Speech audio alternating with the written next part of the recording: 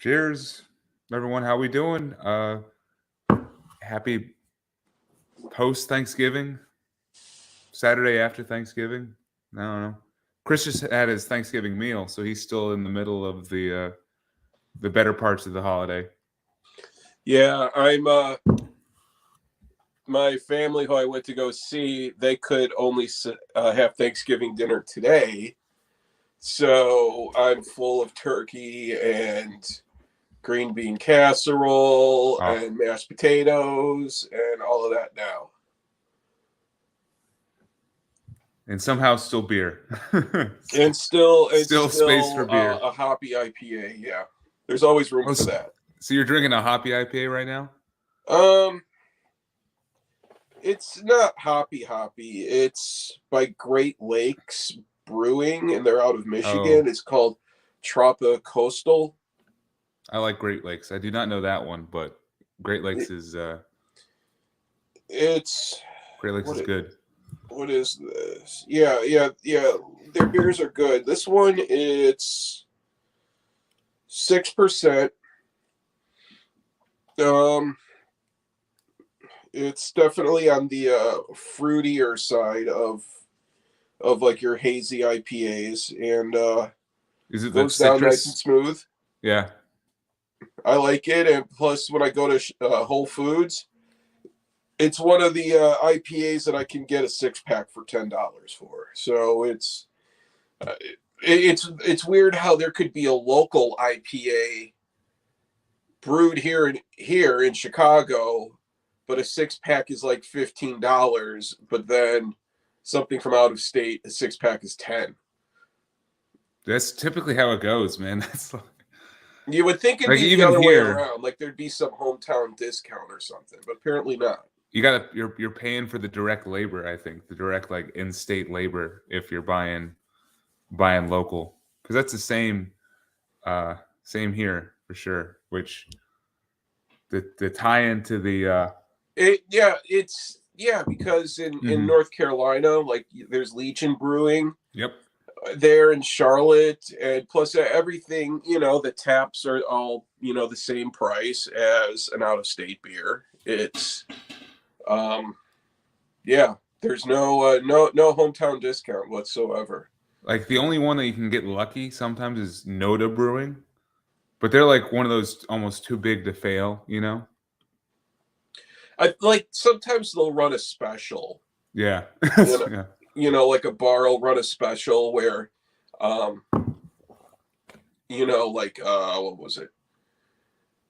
They would have like Bad Daddies would have, what was it? I think a 20-ounce pour for the price of like a 16-ounce pour or something, like, Yeah. And that's just the local bars and stuff. Like the local grocery stores, they could give a fuck about that. Right. Yeah. You're on your own, which I guess it's the tie into the stream tonight. I am drinking a out of state beer, but I'm the Pils Destroyer. I got my favorite Pilsner. Okay, Oscar Blues. Oscar Blues. Yeah. Mama's Little Yellow Pills.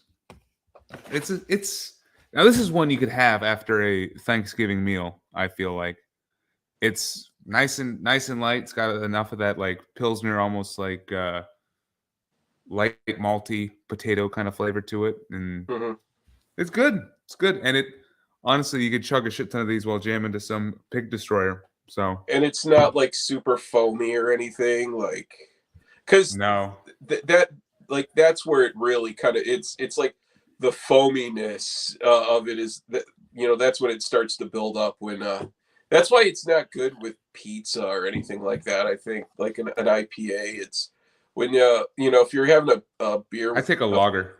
Yeah, something like that, something lighter. We got somebody. Cheers, Brian. All right, Brian's joining us.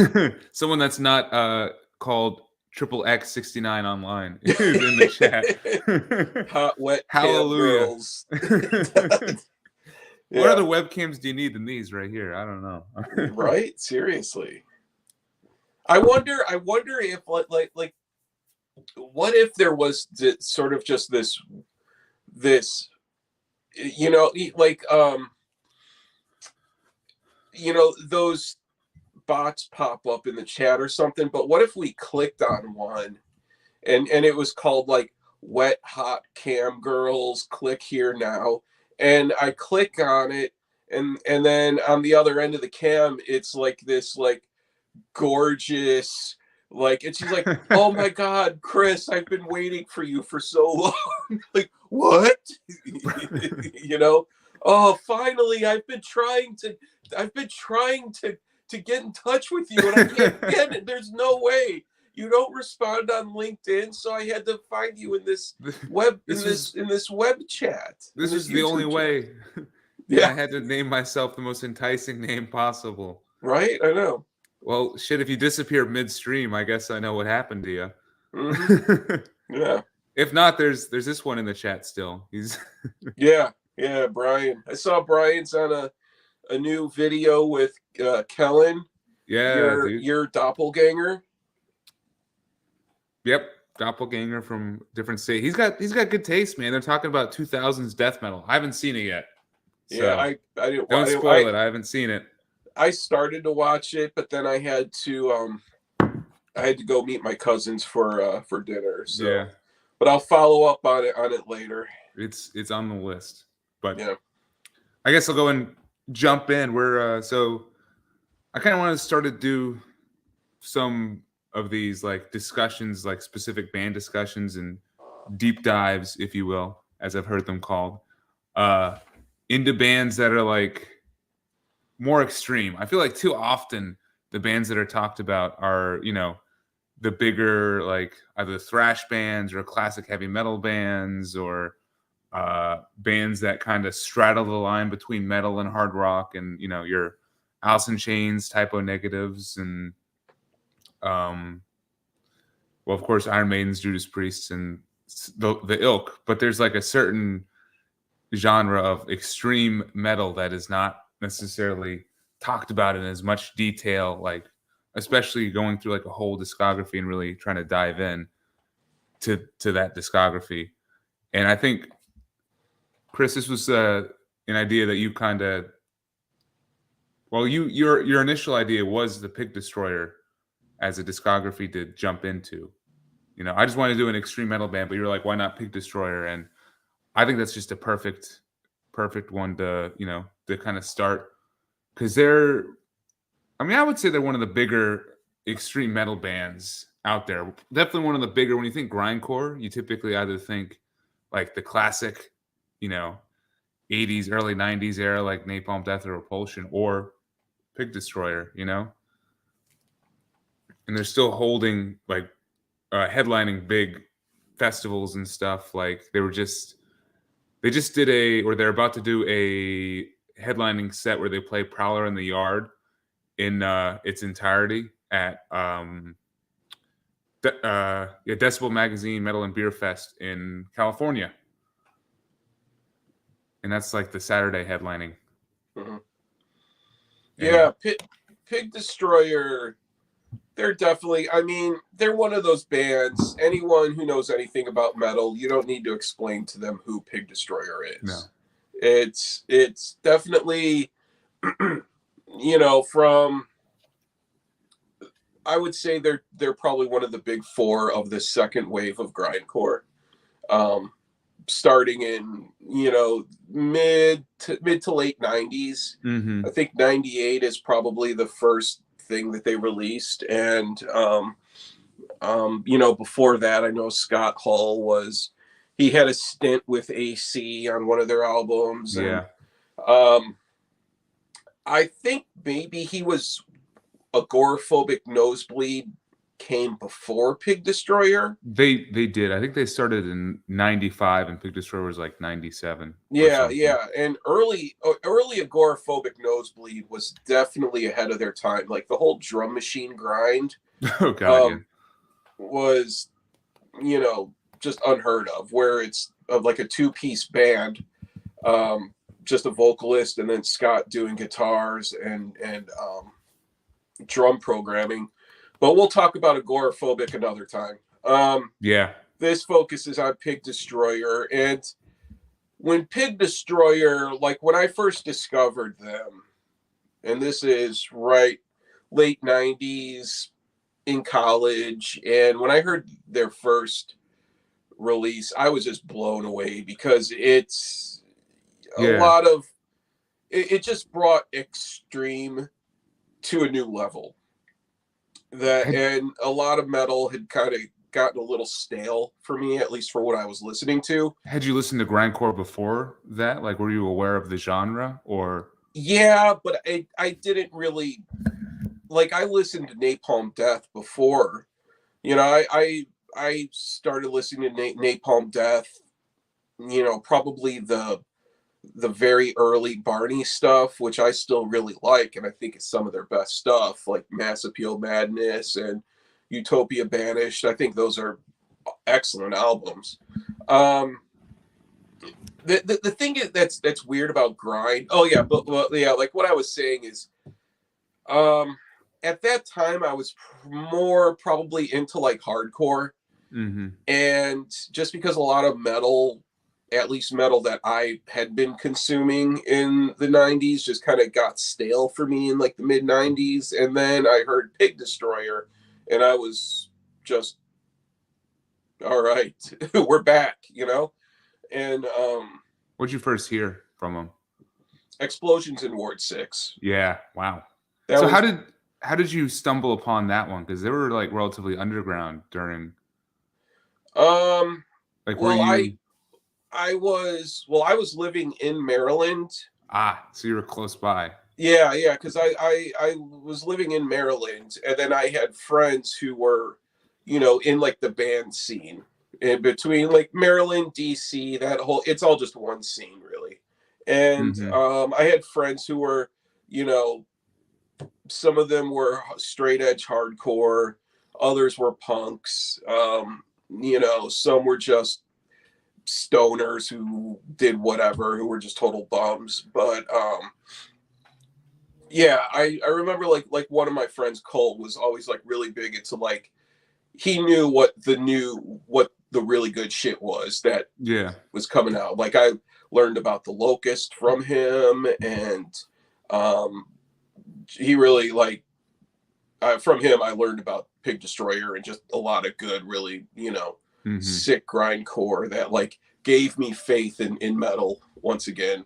Because that was also when um you know, when Cannibal Corpse, Chris Barnes left, and then like after Vile, I started to lose interest in Cannibal Corpse, and so, but yeah, that was how I discovered Pig Destroyer. Mm-hmm. So I guess before I get going, let's just say we got Rick. He's at an Exhumed show, just checking in. Which that tour looks sick, by the way. That Exhumed Oh, Vitriol, nice. and yeah. So Rick, thanks for stopping in, man. And then Brian's recognizing the Primitive Man, and I picked this one because instead of going like picking a grind shirt, I was like, let me pick a some kind of brutal doom that almost is like the total, like, you know, like the horseshoe effect, right? Where it's like the opposite extreme, but it's almost the same thing. Yeah. Like, I think Primitive Man is so much on that like extreme doom metal that they kind of sound similar to Pig Destroyer, especially in certain points of their discography, you know. Mhm. Yeah, I mean, God, music has evolved so much since then, and in some Mhm. ways, I wonder like, what really is grindcore anymore? You know, it's like, to me, I still will always just think of grindcore as you know, like blast beats, and Mhm. but Pig Destroyer have a lot more, especially in their later albums, there's a lot more structure to the songs where it's almost Yeah. kind of like grind metal. You know, I Yeah. don't know if that's a term that's been coined yet, but like, you know, because think about it, there's so many different types of, there's, you know, death grind, um, Got power your gore violence. grind, power violence, and Yeah, yeah. gore grind, um, death grind, you know, all of that. And why isn't there grind metal? Because I feel like that's really where Pig Destroyer, at least nowadays, would kind Is of where they're fall currently at. into that. which we'll definitely touch on that for sure, because I 100% agree with that. And by the time we get to where they are currently, I think that's a conversation to be had. Mm-hmm. Gotta love the Exhumed live show real quick with the chainsaw guy who runs around. Yeah, Exhumed are good. Exhumed are awesome. So where I entered in with Pig Destroyer, it was, I guess a little bit later, it was 2010 or 2011. I was 16 or 17. Just buying used CDs at Edward McKay's, of all place. But this was one that they had in Raleigh. And I stumbled upon this CD in the in the used CD rack. And something about it stood out to me. I was like, let me pick that one up. And I knew, I had heard the name, and I had known, who they were leading up to this point. So this was my first introduction to just grindcore in general, and it was one hell of a introduction for sure. Like it was definitely a lot at the time, but at the same time, I was able to pick up on a lot of like the key factors of like the genre that I really enjoyed, and key proponents of the Pig Destroyer sound, which I think have I think you can still tell that the Pig Destroyer on this album and the Pig Destroyer on like their last album, Head Cage, are still the same band. They've changed a lot for sure. Right. So, but I guess I can kind of talk about the history just a little bit. Like they're a band from Alexandria, Virginia, and it was just formed. J.R. Hayes, Scott Hole, and John Evans, with J.R. being the vocalist, Scott Hole being the guitarist, and John Evans being the original drummer, though he didn't hang around for too long before Brian Harvey stepped in like right before Explosions in Ward 6 came out. Mm-hmm. I would definitely recommend. Have you seen the Grind documentary? What is it? I have it on DVD. The what is that one called? Is it? It's not In Grind We Trust. What is it called? It's put out by that guy he's like a Canadian. Always wears a fedora. Slave to the Grind. Slave to the Grind. Thank you. Yeah. I would highly recommend that documentary. It is one of the best. I mean, it's on YouTube for free. I think I've watched that thing 2 or 3 times, and it doesn't necessarily touch on the beginning of Pig Destroyer, but Scott Hole is interviewed a lot, and he talks a bit about like him Anal Cunt, of course, is a big controversial figure in that stream, but he talks a little bit about what led to Pig Destroyer from Anal Cunt, and I guess agoraphobic nosebleed, because they were a part of that too. Yeah, because like when Scott Hall played in an AC, he played on the album 40 More Reasons to Hate Us, and which is a good AC album. And trust me, I'll later on I'll do a whole rundown. I understand the stigma attached to Anal Cunt. I understand it, but there's also a counter argument to that I feel needs to be had at some point. But 40 More Reasons to Hate Us was the one Scott Hall played on, and then his reason for leaving that I read was that he was the only one in the band who had a credit card and a car. So yeah, it's that measures up. Okay, I get it. That measures up, and I think you can definitely tell like he took a lot of influence probably from where certain members of that band were, like as far as like drugs and just not caring about like trying to trigger people, not caring about like, because there's some like really dark subject matter and some really just fucked up things that are talked about. Well, yeah, Pig Destroyer, I mean, messed up, man. It's when you look at kind of the album covers and the content AC had, it was always more comical. in I a think way with a lot of Pig stuff. Destroyer is like the highbrow, like more like we're serious version of. Yeah, well, first that. of all, with Pig Destroyer, almost every album has like a abstract painting of a woman tied down, bound and gagged, or whatever. I mean, there's a point where I just roll my eyes at this point. Like when I see a Pig Destroyer cover, and it's like, oh, let me guess, a woman bound and gagged, and what could it be? There we go. Yep, sure enough. Yeah. But still, the subject matter is very controversial, but it's also, it's not as plain, it's not in your face. It's as AC was, Yeah, that's what I mean. Like it's a little more. There's multiple ways to interpret it. Like I mean, there's no way to misinterpret AC. Like AC is the most like in your face, obnoxious and overt band you can come up with. And Pig Destroyer, like there's multiple ways to interpret like some of their lyrics and some of the songs and stuff that they talk about. Maybe not all, but some, and I think we'll get to that. But I mean, all I know is that like when Pig Destroyer was formed, the members were like essentially trying to get back to the glory days of grind in their minds. Like I don't know where grind was back in the mid 90s. Like who were the big grind bands before Pig Destroyer and like the rest of like the Locust and shit came down? Was there anyone? Hell Nation were definitely, like, I wouldn't say that they were big. Like Hell Nation made it past Hell Nation were always on like Sound Pollution Records, which didn't have anywhere near the recognition as Relapse. But Discordance Axis were big. God, I'm trying to dust stuff. Brutal Truth. Brian dropped Brutal Truth. I mean, Brutal Truth. Yeah. Another. They were what? Was that the Sounds of the Animal Kingdom era? Or was that like a little bit before that? Yeah. Sons of the Animal Kingdom, and then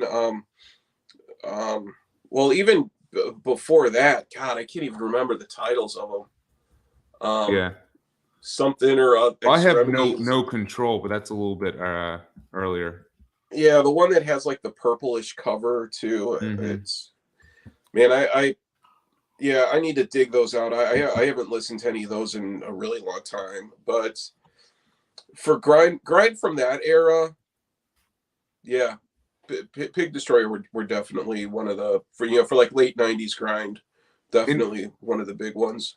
Maybe they were trying to do it a lot faster and a lot more raw. Like I guess I don't know what Discordance Axis was sounding like back then, but I know Brutal Truth was probably sounding a little more death metal, I bet, around that time. Yeah, because also at that time too, bands like Converge and Cave In were getting really big. Maybe it was a response to the metalcore, like the Boston hardcore and stuff. The Dillinger Escape Plan, the Under the Running Board EP, that still came out around the same time. Man, early Relapse was fucking awesome. That label's gone downhill so much. But I want to do a Relapse dive with you where we like talk about the dude, because there's so much early Relapse, because around that same time too is when Under the Running Board came, or Under the Running Board, that's 7-inch, but then Ass Suck, definitely Ass Suck, yeah. Ass Suck I would throw in there for sure. Like fucking but Misery Index was 97, I believe. Calculating Infinity by Dillinger Escape Plan came out around that time too. There was a lot of good shit. The late 90s, there was just this big resurgence of bands, and but what's Marty say? But I seem to remember that I have a super huge, almost death metal production, which blurred the lines a bit. Who Marty? Who's Marty talking about? He's talking about Pig Destroyer. I think he's talking about Pig Destroyer. Oh, let's see. So, but I guess I will say that for leading into their first debut full length from Pig Destroyer, they released a bunch of stuff, like a couple splits, and then that one demo, and that all kind of goes into my first album by them. So hold on, I'm looking. I gotta find something here. Hold on. Okay. Hold on. Keep the crowd entertained for a second. I will do my best. So yeah, Marty, we got Marty in the chat talking about seeing them live 3 times. I've never seen Pig Destroyer live. I think that would be awesome, but Brian mentions Exit 13. Yeah. Never heard Exit 13 actually. Masha Tazo. Motherfucker. God damn it. Hold on here. Well, then also too, at that time, Cattle Decapitation were another grind band, but that's when they were still like part of the Locust. Really? So yeah, because like the first 3 Cattle Decapitation albums have like 2 of the dudes from the Locust are like on the first 2, and then it's just Gabe Serbian on drums on the third one. Mm-hmm. Oh God. But ooh. How's that IPA taste? Yeah. Shit, I can't find what I'm looking for here. Oh, is it alphabetized? Dude, there is no order to my music collection at all. None. But anyways, here we go. Okay. Marty's mentioned Disrupt, and I could actually Nasum was around at this time, right? Yeah, Nasum. But that's also Inhale, kinda, Exhale. So okay, so here's one. Here's like one of my ass suck. Yeah, ass suck, especially like for like Florida grind.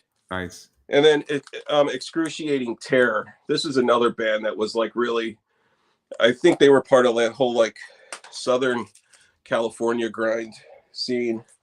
But good shit, definitely. No, there was something else I wanted to find. I can't right now, but we'll cover it another time. Yeah. Yeah. So I mean, I guess there were like, plenty of grind bands, but maybe the Pig Destroyer guys, when they were making that statement, they were talking specifically about like American grind, and I think that's really what they specialize in, is really giving a identity and stuff to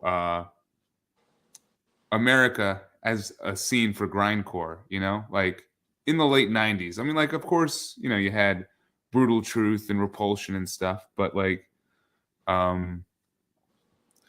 think there's a little bit of an opening at that late 90s, because it was all about the Boston hardcore scene, as you mentioned, especially in the scene that they were from, just a couple states down. It was all the Dillingers and the Converges and the Botches, and there was that metalcore. Yeah. scene. But you know what? All the styles intertwined though. Like, well, that's what I mean. Destroyer would be on the same bill as Converge, and it was a lot of the bands were on the same labels, and but that's definitely when that Converge, when they started to get big, after Petitioning the Empty Sky. 98 is Petitioning, I believe. And When Forever Comes Crashing, but then they totally broke loose with Jane Doe. And then after that came the whole wave of Imposters wanting to sound just like that. Yeah. So I think they were definitely probably felt within the same similar scene at the very least. But do you have any of their early stuff before we like jump in to Pig Destroyer? Yeah. Before we jump into Explosions in Ward 6, or because I don't have any. Yeah. I have some 7 inches. some EPs. Dude, So show just off show some. those now, Yeah, and go and then show off some of those, and okay. because that all the stuff you're about to show all ends up on this one, right? That or on the Painter of Dead Girls comp. Yes. Okay. Here, I'm gonna blow you up, and I'll be right back while you're showing off. There we go, showing off the pupils.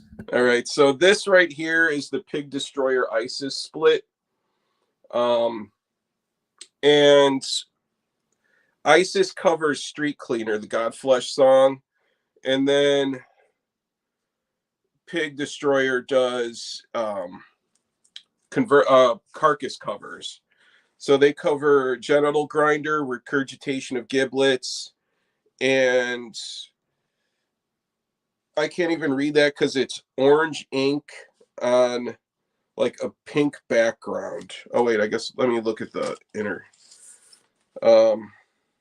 Exhume to consume. That's right.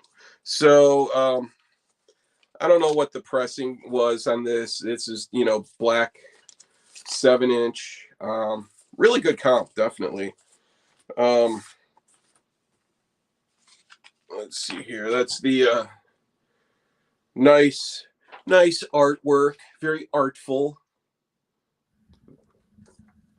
Very much that kind of style of graphic design that was getting big at the time, where they have this mask applied to these objects that were overlaid, and 800 Photoshop filters were applied to it. So they love doing shit like that. Oh yeah, 90s graphic design. I'm telling you, it's a charm. What do we have here? Now this is a Pig Destroyer 7-inch picture disc. Whoa, what is on that? This is, and I hate picture discs, but that's all that it was made available on.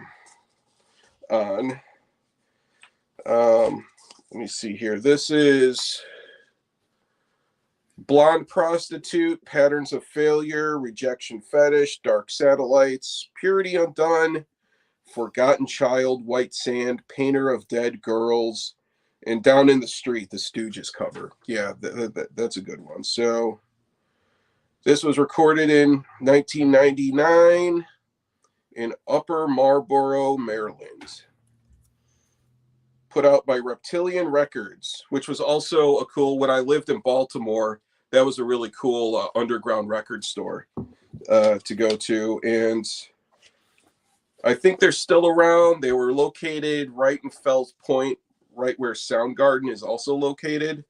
But I remember they put out some good shit. This is the Be Numb Pig Destroyer splits 3-inch CD. Holy shit, you have all of the splits stuff. So where did you get all these from? Like, I just bought them over the years. I mean, when this came out, yeah, this one, the Pig Destroyer side, it has him, Taskmaster, Black Centipede, Immune to Life, Fuck You Up and Get High, which was a Dwarves cover. Contagion, Black Dice, and then the Be Numb songs are Path to the Righteous, What's Done is Done, Stealing from the Blind. I thought that this was also released as a 7-inch. I'm not sure about that though. I looked on Discogs and it seemed like there was only the 3-inch CD that was replaced, or that was put out. I tried to find, and I'm pissed that I can't find it, is the Orchid Pig Destroyer split 7-inch, which I have, which is incredible. I fucking love it. The Pig Destroyer stuff is so raw. And then also the Orchid stuff is incredible. Like if anybody, not Orchid like that stoner prog band, like no, this is the Scrams, dude. The Screamo Boston Orchid. They were another band that was pretty big, back then. That Pig Destroyer Orchid split is, the chef's kiss. That is awesome. Let me see here. And then for the newer stuff, so this is where we show off comps and all that too. I would just let's go up to explosions and 38 counts. Okay, so are we doing this like from the very beginning to the end, or are we doing it in order of? I was going to do a very beginning to the end, more like a chronological discussion. Okay, all right, cool. Yeah, that works. So, and then I'll join in because I only have 38 counts of battery. So all this is extra stuff that I've heard on 38 counts, but. All right, so here is Explosions in Ward 6. This was how I discovered Pig Destroyer. I have the 12-inch around here somewhere. There is no order to my music collection at all. Like so I was trying to find stuff, and I'm just like, okay, there are some things I just can't find. Good old Reservoir Records. If anyone remembers that one, they put out some really good shit back in the day. And yeah, this one, Raw. I absolutely love this album. This is one of my favorites. It doesn't sound anything like the Pig Destroyer that we know of nowadays, but it is just raw, fast blast beats, screaming. Over the years, I've really not JR as a vocalist. I'm just kind of meh about, but yeah. On this one, he's awesome. But also too, he doesn't have the hours and hours on his vocal cords on this release that he has later on in their catalog. Yeah, you can tell it gets to a point where he can't do it anymore, like the same intensity and stuff. And yeah, it's kind of like when athletes, like how LeBron has however many thousands of hours of, time on the court. It's, the same thing. Plus, this one has a Melvins cover. They cover Oven on it, which is a really good one. I really like this album. I know that these songs are also on the 38 Counts of Battery. This comp, which has it has so 38 Counts of Battery also has, so it has Explosions of Ward 6. It has the Pig Destroyer side of the Split with ISIS. Yeah, it has, there's a thrash cover on there. Yeah, they sneak in a Dark Angel cover, which is Burning of killer. Sodom. Yeah, that's from a comp. Mm-hmm. I think, and these other ones are, these are from the split 3-inch CD. And then the rest of the songs are like a demo. Yeah. I think maybe the demo, because the very, very first Pig Destroyer release was a cassette, and it's the one of like the boot stomping on a guy's head and his eyeballs are budging out. Here, it makes an appearance on my CD version of Explosions, or no, 38 Counts of Battery. That right there. Yeah, that is the demo cover, which is pretty fucking sick. I mean, you kind of see covers like this a lot with like the boot on a face, but that's one of the better ones, I think. Okay, yeah, it's here in the you got it right there.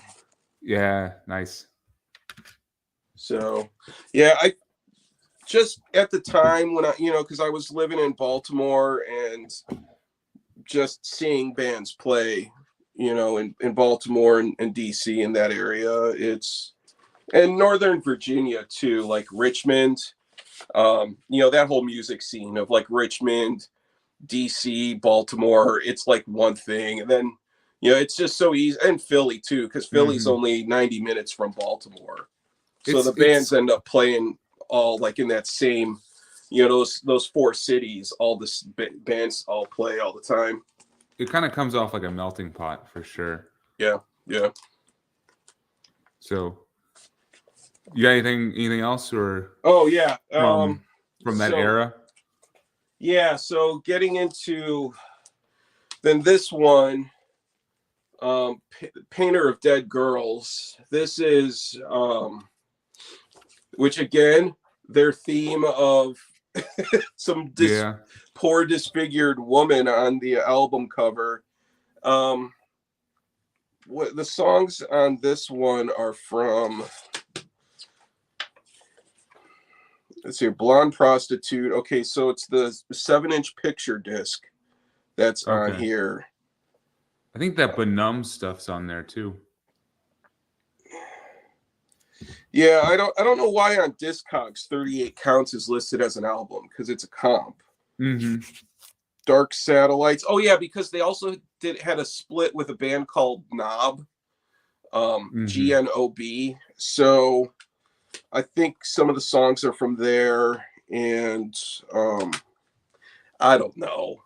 it's I have it. Yeah, it's just just take my word on it. It's good. We'll do, Chris. Yeah, and so that's. I'm trying to think if there's anything else. Yeah, because that's all that I have of the early stuff.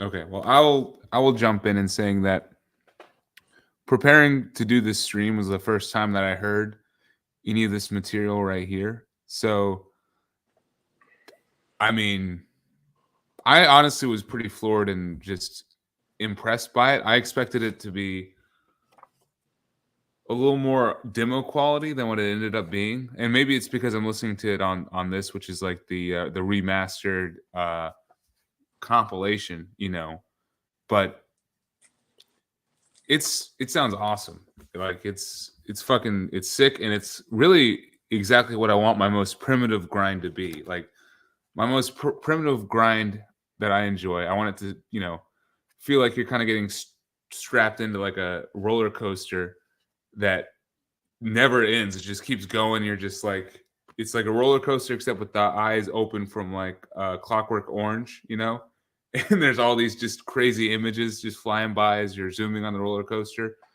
and it just never relents. And honestly, that's what especially the Explosions in Ward 6 half of this album feels like, and it's just killer all the way through.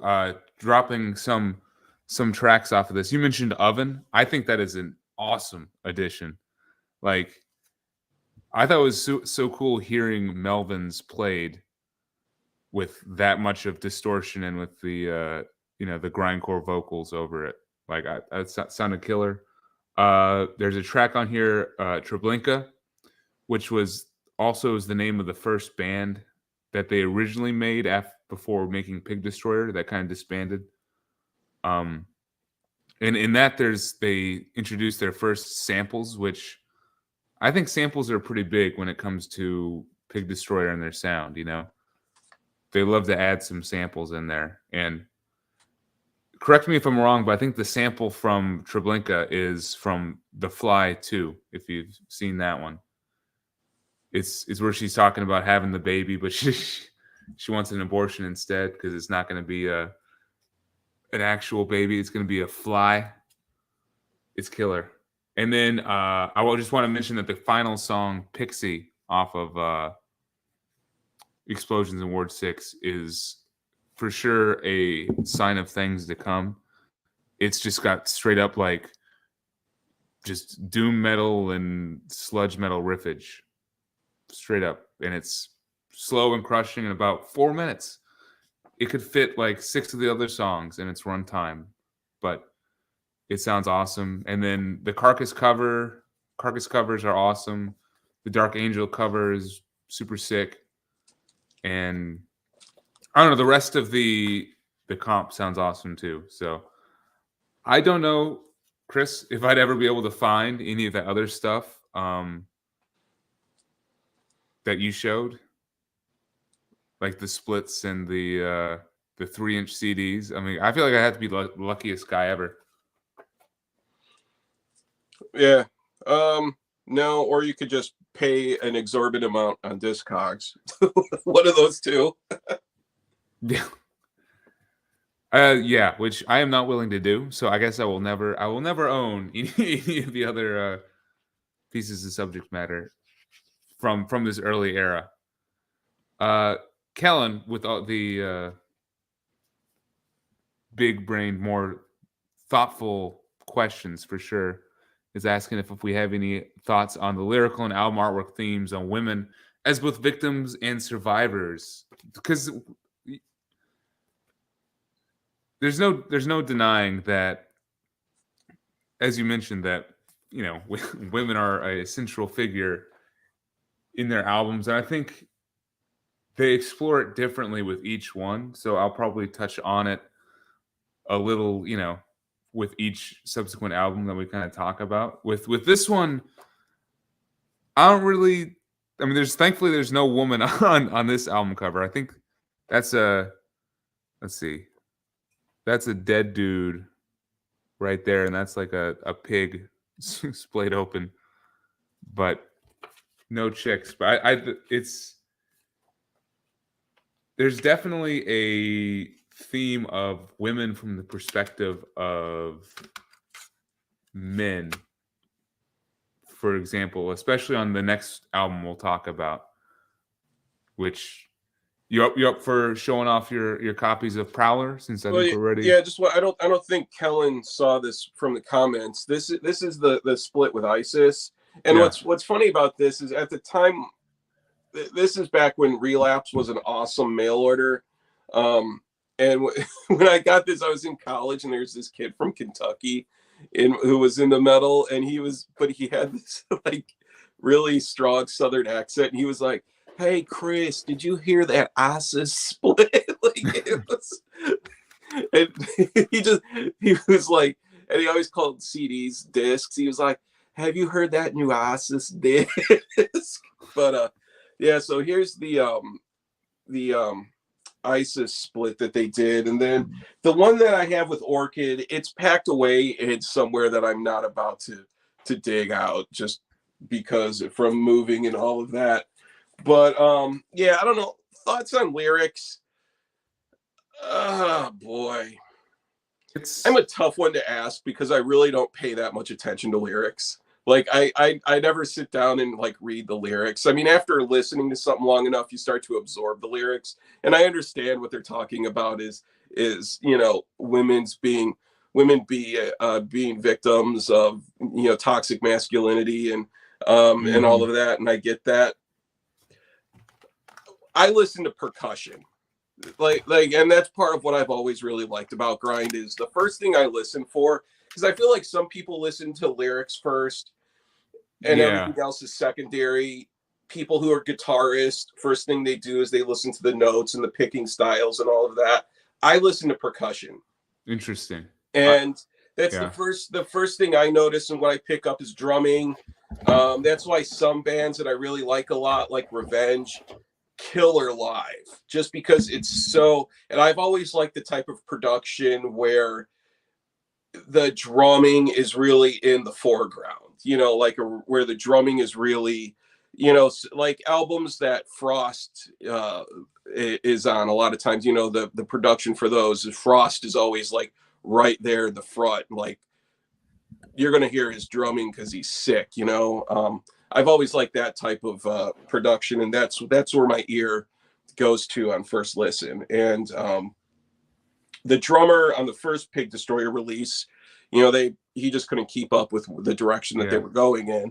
They got Brian Harvey for the majority of their discography, which I think he's a phenomenal, underrated drummer, Brian Harvey. And I mean, I think like the stuff, the material on this, he's, it's hard to pick him out just because it's just grindcore, so it's just like blasting, million miles a minute, and you can't necessarily decipher too much of what he's doing. But I think he's going to shine, or he is going to shine in the next album we talk about, which is Prowler in the Yard, Chris. No, this is. Oh wait, Prowler did come out. That's right. It's Prowler in the Yard. Okay, all right. So, okay, yeah, my Prowler record. I can't find it right now, but here's the CD. Yeah, this one I've always taken issue with the kick drum on this album. I've never liked the kick drum sound. It just sound.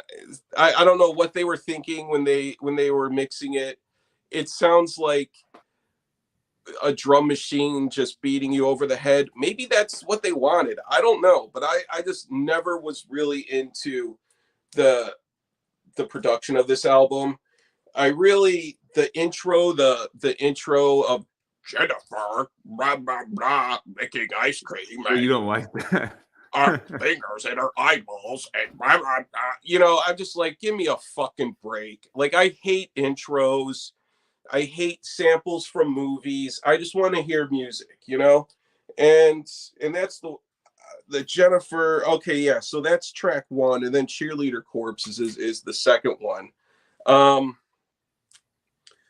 This is a very good album. It's not my favorite, but it's definitely I don't understand why Terrifier doesn't get more praise. Then well, I don't understand why this one is always held in such high regard, because I think Terrifier is a much more solid album, and the production on it is a lot better. And I think what sounds good for grind, it doesn't sound like this album. Just sounds really digital to me.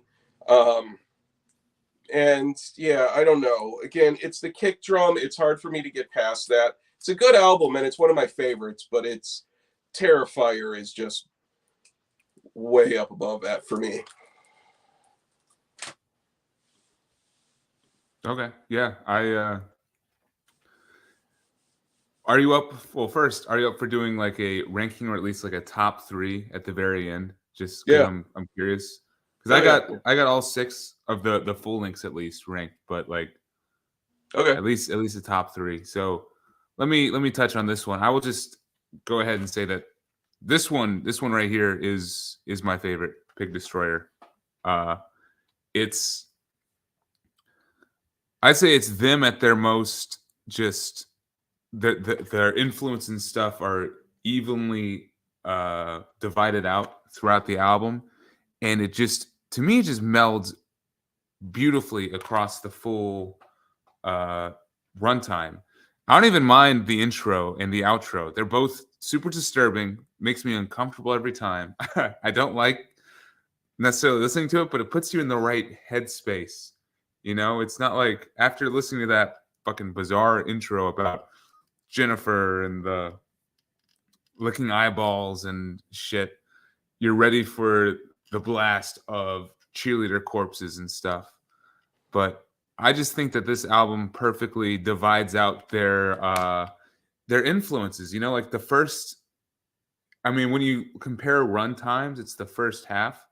But when you compare like actually track listing and stuff, the first 18 tracks is like they're just Explosions in Ward 6, just ultimate barrage of nonstop grindcore where each song is, you know, between 30 seconds to a minute and a half and are very distinct from one another, but they really just make you feel like you're on a nonstop ride, you know?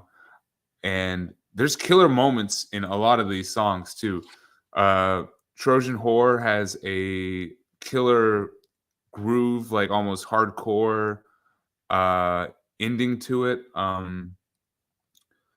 Naked Trees has an insane riff at the very end. I mean, this is to me, this is a riff album. So, Chris, you say you listen to drums first. I think I listen to riffs first. I think riffs are the first things that I notice. And this is a riff album to me. Like Trojan Horror, Scatology Homework, Maplethorpe Gray, and Sheet Metal Girl all have just crazy riffs in that first half of this album, you know, like, and they're inventive riffs too. Like there's like pinch harmonics and stuff, and just crazy off the wall sounds. I think for a grindcore album, you know, and then after track 18, Snuff Film at 11, which is a little doomier, we get to the final 4 songs in the album, which I think it's their best material, I think, just overall. It's them at their sludgiest, but still like maintaining that grindcore sound, you know? Like, I think it's them showing their I Hate God influence and stuff, like right on their sleeves. I'm talking about the tracks Hyperviolet, Starbelly, Junkyard God, and Piss Angel, the last 4. Hyperviolet being my favorite track on the album. It's just got a crazy guitar melody that is both infectious and disconcerting. And then the drum performance is just phenomenal too. Like, it kind of fades out with the drums by Brian Harvey for like about a minute, and it's just a kind of like a breath of fresh air before Starbelly kicks in, which is the most I Hate God kind of song. It's like a sludge metal song from. It's got like the I Hate God at their most like doom, but then also like their most blues, the you know, kind of like a groovy blues sound to it. It's just killer track. And then Junkyard God has that drum intro that's just killer, and more insane riffage. And Piss Angel is just a great closing song with I think one of the most iconic Pig Destroyer riffs on it. You know, just more pinch harmonics and stuff.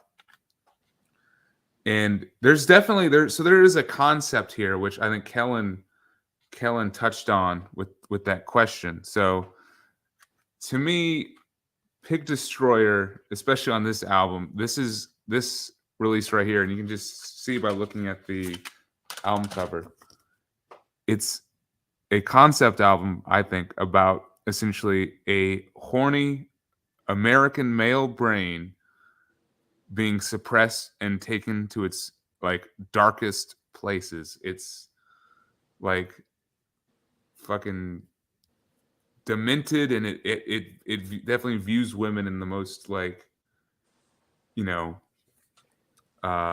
objective and like they're mine to do with, but it's coming from such a dark perspective. And I'm not even like commenting any, you know, on anything. It's just, I mean, it's fucking messed up. And there's like a story on the back where it talks about this guy sitting in his car in front of his ex-girlfriend's house that he knows she's sleeping with another dude, and he's like already mutilated himself a little bit. I'm pretty sure it's this dude on the album cover, and he's about to go in there and essentially end it. But I think it's the whole concept of the album is just him ascending or descending, I guess, into madness, and finally like just unfortunate destruction, you know. And it's a dark fucking album, you know. And I think here's when they really find their sound. And I think their sound can best be summed up as like distinctly American, but not just American, but like that kind of middle class to lower class suburban hell kind of American, where there's like substance abuse, physical abuse, just all kinds of crazy stuff going on. It's just quite the messed up headspace to enter when you listen to this album. And I think it's great. And the riffs and the drums are awesome too. So that's my take, which favorite Pig Destroyer right there. Yeah, the last song, definitely Piss Angel. That one's really fucking good. I really like that one a lot. Yeah, all these ones. Yeah, this album's fucking awesome. I mean, it is like the more you look at it and stuff. I mean, but it's just funny too, because like looking at the back of it, it's like especially JR, because he's a portly gentleman such as myself. You know, it's shops for pants in weird sizes, kind of like me.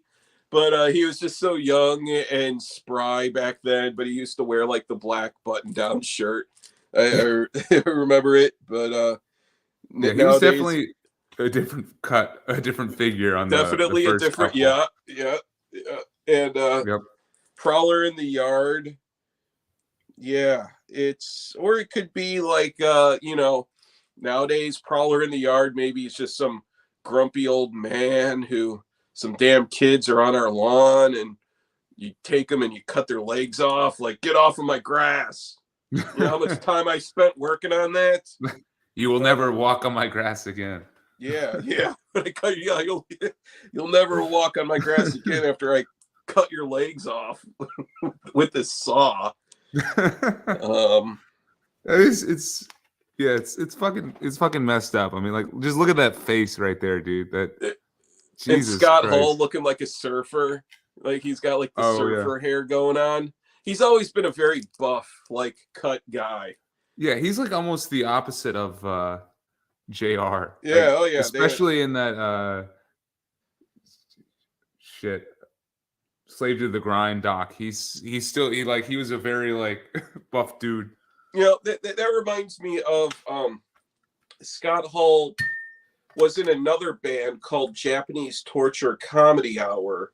Oh, I can't remember That's a name. That was. I want to say that was. I heard that once, like, ages ago, and that was kind of more abstract, extreme, like Japanese type of grind, like bands like Mortalized and Gate, like the really crazy style of grind. I think I might have even had that at one point. I'll have to look to see if I have that. You might still have it, right? And real quick to answer Brian's question about the cover, it's Paul Booth actually is the album cover. Which, do you guys remember him? Wasn't he a big tattoo artist? Paul Booth. That's the artist for the album cover. Which, I don't know, just real quick, like this fucking story on the back, it's demented and dark, but I think the album is best summed up by the last line that I guess JR wrote over here. It says, "Tonight I'm going to take Jennifer into my arms and love her into oblivion," which that's kind of shows where the album is at to me, lyrically at the very least. Well, yeah, so he got scorned by a girl. Yep. So this was like in 2001, and his heart was broken. So this is the more demented Jane Doe right here. This is right. But nowadays he's like, oh, fuck that whore. I'm glad she's gone. Like, he sees her now, and she's, she's are you saying he's office worker who just is like obese and drives a Toyota Corolla, and he's just like, oh, get away. I'm glad you cheated on me. Yeah. That might be why they changed their sound. You're right. That way she couldn't track them down. Scott, I love you. I'm sorry what I did. No. But my band's big now. I want one of these hot girls. So from here, the next one, and now is your chance to jump on Terrifier. So is this okay? Where does this one stack up? Oh, for me, Terrifier. This is number one. That's number one. Okay. This is another one too, where I ended up with two copies, and these are both first press. Are they both black or 180 gram black? Yeah. Nice. And I remember I bought one, and then I placed another order from Relapse, and they had a sale on one because the box was crushed, so it has like some superficial like corner dings. God, I think just over the years, I mean, just some superficial dings on the corner right there, so I got it for like a really good deal. This album absolutely melts my face off. I love this album. And like, just to go back to one Pig Destroyer, for me, it will always be Terrifier. I've never really understood why Prowler gets so much recognition, because I think that this is just such a better album from start to finish. It does have that. Well, this is the first press, so it's a double LP, and then the second The second album is that Natasha 38-minute track, which is also on the CD. It's a DVD audio disc that was included with this, where it was a 2-disc set, and then the Natasha track was 5.1 surround sound DVD audio, which anyone who's not familiar with DVD audio, it was like a hi-fi spec at the time for digital sound, where it was 24-bit. Like standard Redbook CD audio is 16-bit, 44.1K for sound.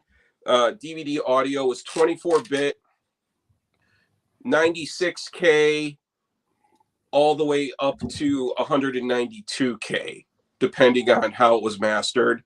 There are other steps in there where it could have been of like, 128K or whatever. It's kilohertz, not kilobytes. Mm-hmm.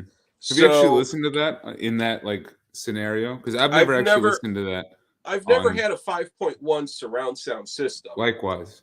And that's one thing that was stupid about. I mean, yeah, I'd like to listen to it one time, but the thing is that Natasha track, when you want to talk about a band smelling their own farts, yeah, I can't think of anything that's much more overindulgent than the Natasha track.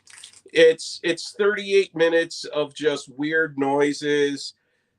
It could have 36 minutes of it could have been trimmed off and then just had 2 minutes of a good song. But it's 38 minutes of them just taking in the full bouquet of their farts, and just whatever it was. Years later, it was also released as a separate 12-inch. Yeah, which I have, but can't find it somewhere. 8 or something like that, I think.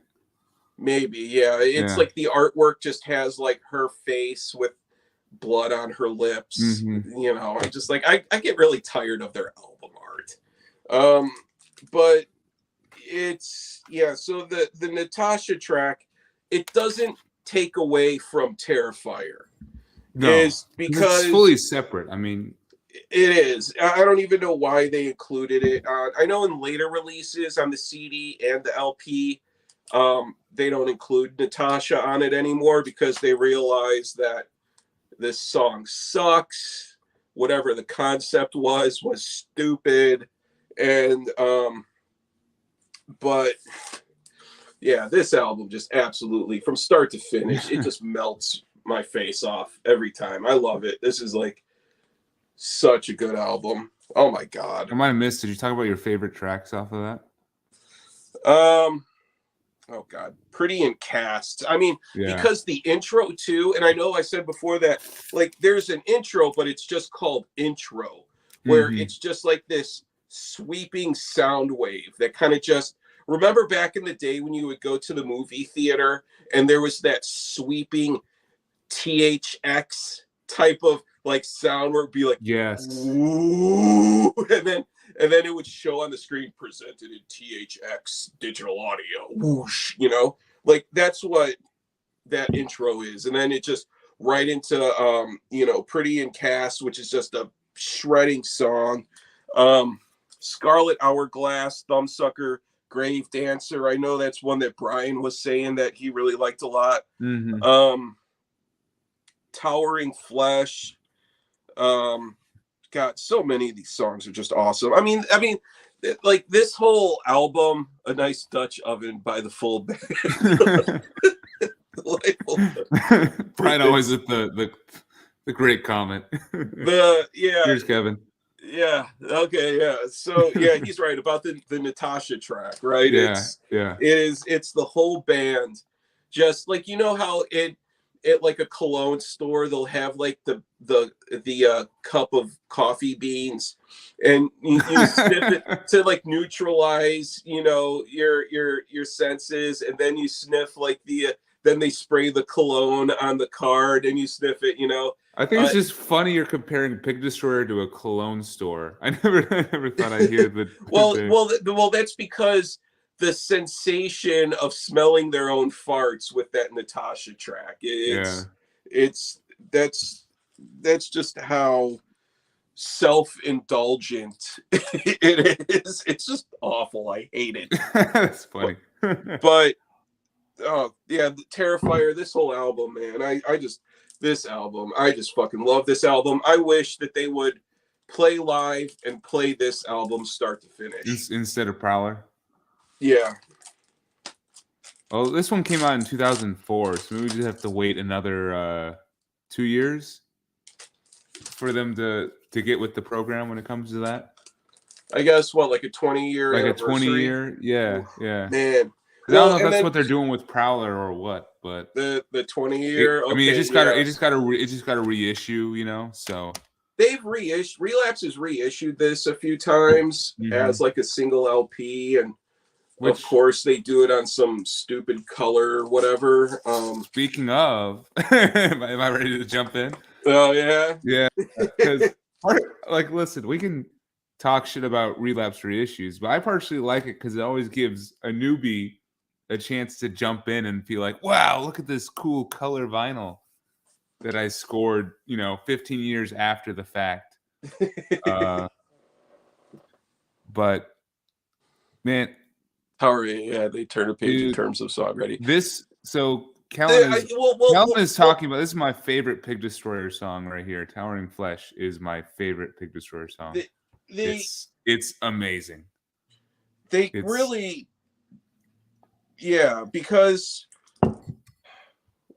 I don't know. This album is definitely when they matured and they were like, we're Pig Destroyer and you're going to remember us with this one.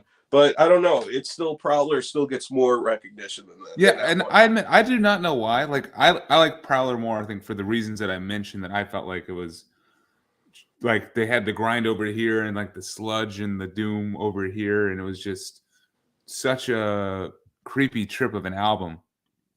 This one is a lot more cohesive apart, or in its entirety for me. And as I said, it's my first Pig Destroyer album that I picked up. This is, the exact copy I bought back when I was like 16 and just blew my mind. And honestly, it was tough for me to get into this album in its entirety back then. And maybe that's why it's not my favorite. And Prowler in the Yard is. It was one that I always got the Verminous track 11, I believe. And then I was just like, I'm kind of getting tired of it, like tired of the grindcore assault, because this is definitely them at their most grindcore focused across the board, like they're most consistent throughout the whole runtime of this album. And I think it would just wore on me back when I first listened to it, and it honestly, it still kind of does. Like I kind of fade out a little bit in the latter half, where I don't remember it as distinctly as, say, this album, where I remember like most of it all the way through, But as I said, like, it's got my favorite Pig Destroyer song of all time, Towering Flesh, is just insane. More killer. Oh, sorry, one sec. Man, they're out in droves tonight. At the porn. The porn bots. I don't know why. Who knows? But yeah, like the killer lyrics in Towering Flesh. Her lips are wet with venom. Her posture serpentine. She'll touch my arm and flowers grow. They're poisonous and obscene. I don't know, just fucking awesome song across the board. And just that, there's that riff that's just so heavy and just, it feels like a mile high when it comes in the song, I mean, other great songs you already mentioned, like I think the first half, or the first 5 songs, Pretty Into Cass, Into Grave Dancer, I think is great. And then, as I said, it kind of loses me in the second half, not as memorable as the first half.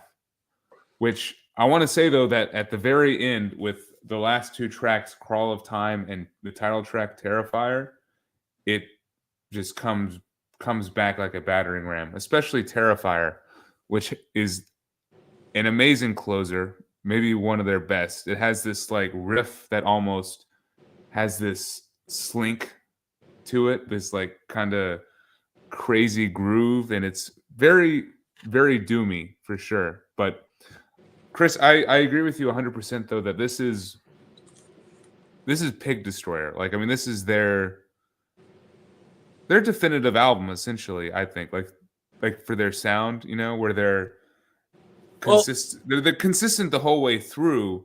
And if I were to recommend somebody Pig Destroyer, this would probably be the album I would give them.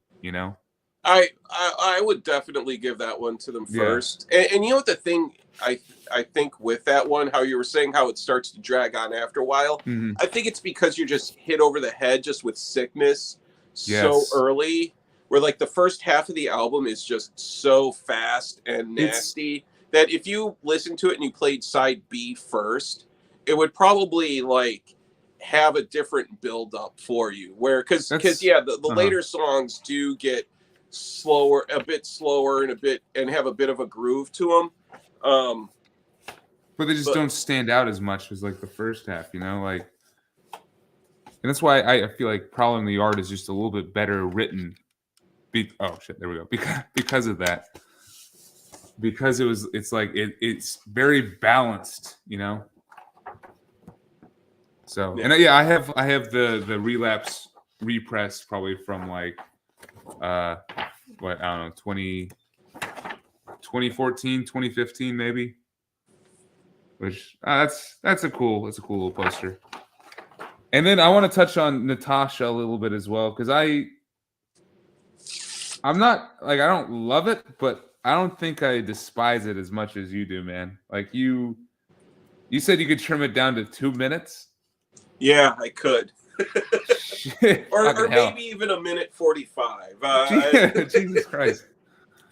For me, I think there's a killer like 15 to 20 minute song in Natasha.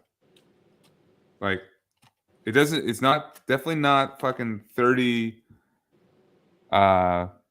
minutes. Like that shit's crazy, and it's a lot of like 10 minutes of that legitimately is just like feedback, build up, and just ambient noise, which really does not add anything. And this is coming from someone who I don't mind when, they use like samples and stuff in their songs, like typically it doesn't bother me, but there's no purpose in this for that. But I think if you look at this track like a funeral doom song, or like just a doom song in general, it weighs a little bit more, and there's a little more unique and good songwriting to it. Like there's a killer like doom metal, almost grief kind of riff in there, and then there's a section for a couple minutes where there's like these funeral doom keys that are playing in the background, and another section where JR is like doing like this menacing like spoken word kind of thing over like a droney piece, which I think is kind of cool too. So if you were to cut it in, I guess, half, you could have had a good song. But I don't disagree with the smelling your own farts thing. And I think Pig Destroyer a couple different times that I will definitely touch on later, because it gets worse. I think it gets worse from here. There's a couple different times where they smell their own farts, and it's just like, yeah, you had tacos or something. It's just, they're just taking in the full. They're very hot and heavy farts. So okay, let me see your what does the layout look like on your version? Because this is it a gatefold? No, see, mine is not. Mine is just a single single fold. Is there an inner?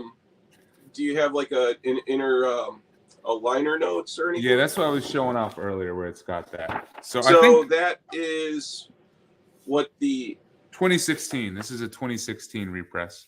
So your liner notes are this that what the inner. Oh, open it up. Is it okay? And then the lyrics.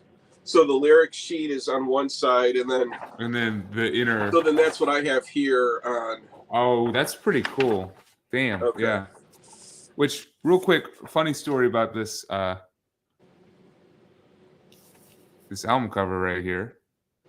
So, of course, it's motivated me to buy it originally, but then, of course, I'm like desensitized to it. I don't even notice it anymore.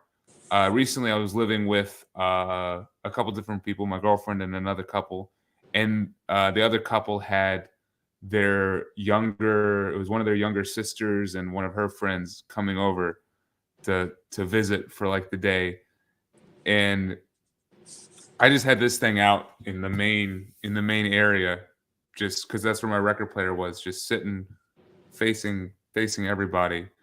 Just very casually, just facing out like that, and was quickly told that there was something wrong with me, and to put it away, put my snuff album away from everybody. So that definitely Pig Destroyer in a nutshell, right? Would there. you put your Destroyer Pig record away, please? We have guests over. That's exactly it. Whatever they're called, it's gross. Which to make this album, right? Did you ever read how they made the album cover? It was they took a picture from a porno and then just like overlaid a bunch of just different effects and stuff to make it this, which is definitely far from a porno image right here. Like, I mean, this is unsettling, and you're like, what's going on with her face? Yeah, it's it definitely has that heavily photoshopped look to it, but they didn't go completely overboard with Photoshop in the whole layout. It's just applied to the figure. I mean, I kind of like it, like the technique that they used and stuff.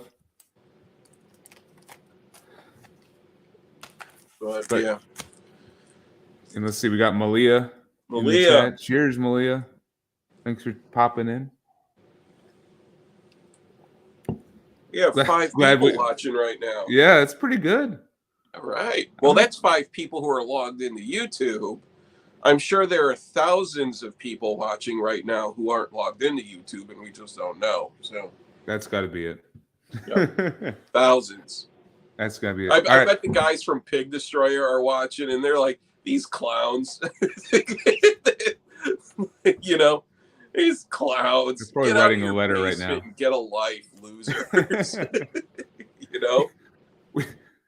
They didn't mean for anyone to analyze their albums this in depth. Right, yeah. What are you talking about? All we did was pull bong hits and write stupid songs, and you're sitting here they're like just waxing on them for an hour, already an hour and a half.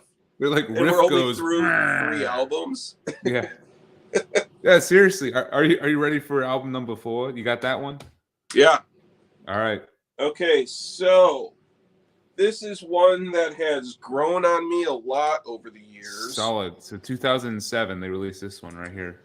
And that is, wait, let me make sure that I have. Yeah. Phantom Limb was the next one to come out. And this album, they get more technical, a little more groovy. I really like it a lot. It was after something as powerful as Terrifier, there's going to be kind of that. I think a follow-up is a little difficult to just blow you away at first. It's one that's grown on me, especially as I was listening to it, because I haven't listened to it in a long time, but then, getting ready for tonight, I went back and listened to it. I'm like, this is a really good album. It really is. Nice. At the time when it was released, Yeah, because then they got the fourth member, who I think was the dude playing keyboards. Yeah, Blake Harrison is Yeah, yeah, the sampler keyboardist guy. yeah, and this one, I really like this album. It's really grown on me. Rotten Yellow, Death Ripper, Thought Crime Spree, Fourth Degree Burns. Nice. A lot of these songs, I really like this album a lot. I would probably put this up there in my top 3 for of Pig Destroyer albums, excluding 7 Inches or anything like that. And I got this here. It's on red. It says that it's limited edition of 2000. I don't know. If I'm sure since it's on Relapse, it's probably been repressed like 800 times. But yeah, it's a really good album. I really like this one a lot. Nice. Yeah. What about you? All right. Let's see. So this was the second Pig Destroyer album I came into after Terrifier, and to me this was a pretty distinct departure for them from like their earlier releases and stuff. You know, like I think their songwriting shifted from trying to write grindcore to wanting to write individual songs and like more death metal or hardcore songs, you know? Yeah. Oh yeah, definitely a bit more hardcore, yeah. Yeah, there's a lot more hardcore and a lot more death metal. I mean, there's like actual breakdowns and stuff in here. And like I got that same CD. You gotta love how there's a giant sticker, just like with the Terrifier over everything. Yeah. Which I meant to mention, it's the for fans. It says for fans of Slayer, Mastodon, Melvins, and Lamb of God. What do you think about that? I don't know if it fully carries over or not, but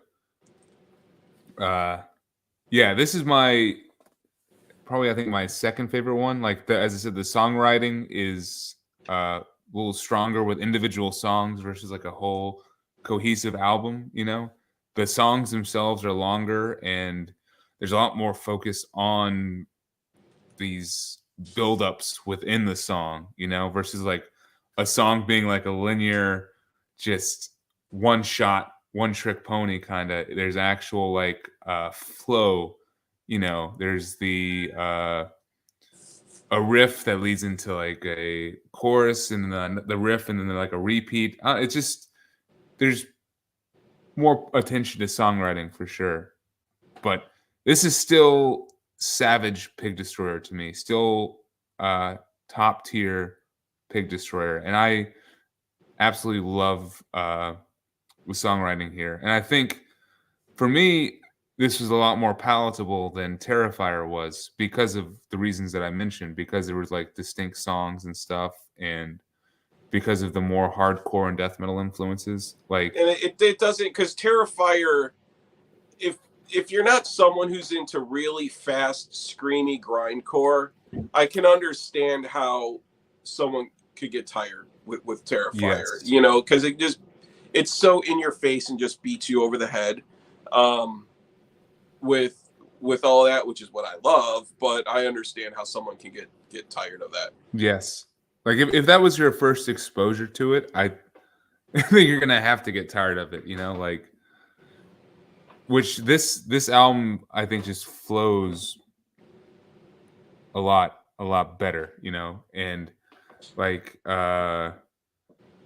Death Tripper, as you said, Thought Crime Spree, Heathen Temple brings back some of those sludgy riffs from like Starbelly and stuff off of Prowler in the Yard. Let's see, Loathsome, which was one of the few music videos and singles that they released, is just a killer song with that breakdown and riff that really just keeps developing and growing on itself throughout its like 4-minute runtime. I mean, there's multiple songs on here that are 3 to 4 minutes, which is pretty big for a Pig Destroyer, you know. Alexandra has yet another breakdown in it.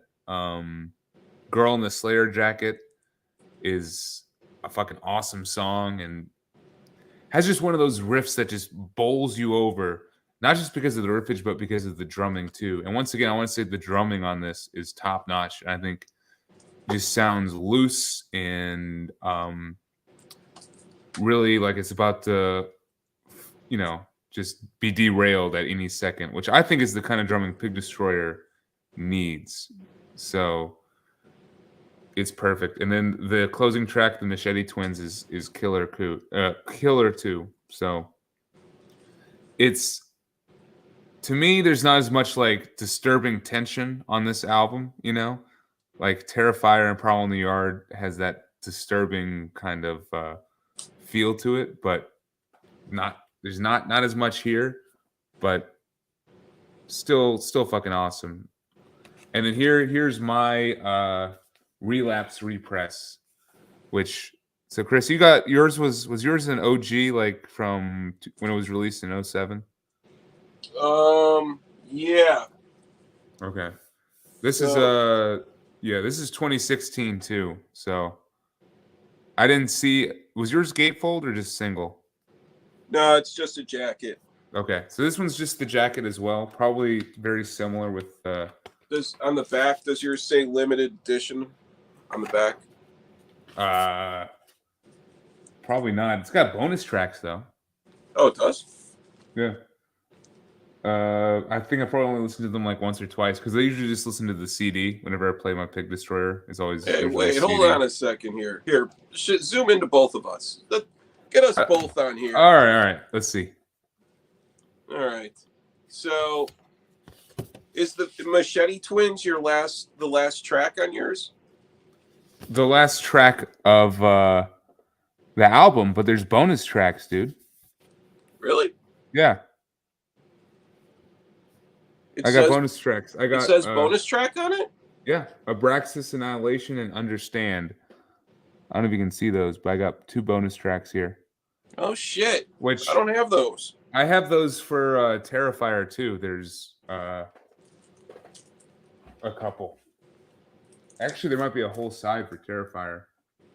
Yeah, there's Dress in Gasoline, The Cutting Room, Blurfus, and Doomspell. If you see the bonus at the bottom over there. Oh, yeah, look at that. Yeah. Damn. So I'm getting cheated out of some bonus tracks. Yeah, they got you, man. Not only that, but bro, I know you love this stuff. Look at what else. It's Swamp Purple Merge. Well, I think that's at just the time, red. I don't think black was available at the time, so yeah. I just got red. That looks nice. I like this pressing. Like I think it. So I don't mind like color vinyl or splatter or anything like that. I think it's cool, especially if it accents the album cover and like the feel of the album. And I feel like this does for sure. So no complaints here. And then one more thing. I think this might be my favorite album cover by them potentially. And I don't know if I'm just saying that because this is Blaze Bayley from Baroness over here with the album cover. Oh, is that his artwork? Yeah, that's his artwork. It looks like Pusshead. It kind of does, but no, it's the Baroness guy. But it says in the liner notes it's him. Is it John Dyer Baisley? What's his name? I think I want to call him Blaze. John or something. I think I called him Blaze Bayley. I don't know why. Yeah. Let me see. I was thinking about, how he said I'm getting tired of the Baroness sound. I'm starting to think of Baroness as like the Creed of alt metal. Like, don't you? Can you take me higher, evil hell? Don't you ruin Baroness for me, John Baisley. Did I say what did I call him? I said Blaze Bayley or Blaze something. Bayley, like, yeah. God damn it! It's John Baisley. Jesus fucking Christ! These Pilsners are sneaking up on me. Apparently, the Pills Destroyer is being destroyed by pills. That's what's happening. God damn it. Which I'm gonna go and grab another one for myself. I'll be back in a second. Okay, cool.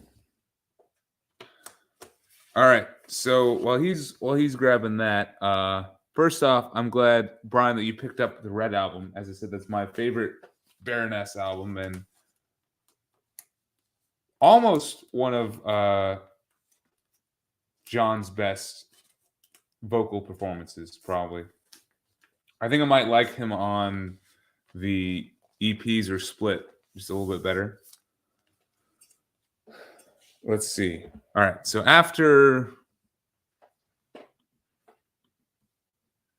Phantom Limb, there was a big change kind of within the band Pig Destroyer in that their longtime drummer, what was his name? Brian Harvey actually exits the band, and they get this dude, Adam Jarvis of Misery Index, which I want to say that I am actually a pretty big fan of Misery Index and really enjoy a couple of their albums and really enjoy Adam Jarvis as a drummer, especially in the Misery Index sound. Like, he is a killer drummer and really helps some of their albums like Heirs to Thievery and Traitors just stand up to the same quality of like Dying Fetus and some of the other like early 2000s death metal, you know? So, but I think within the realm of their discography, we are now at their next album, 2012's Book Burner. Well, when did this come out? That came out 2013, so after Book Burner.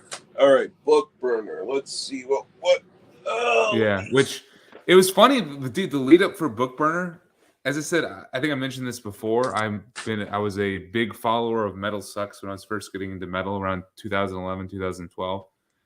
And they were fucking on Pig Destroyer's dick. Like, leading up to the release of this album, they were just hyping it up like crazy.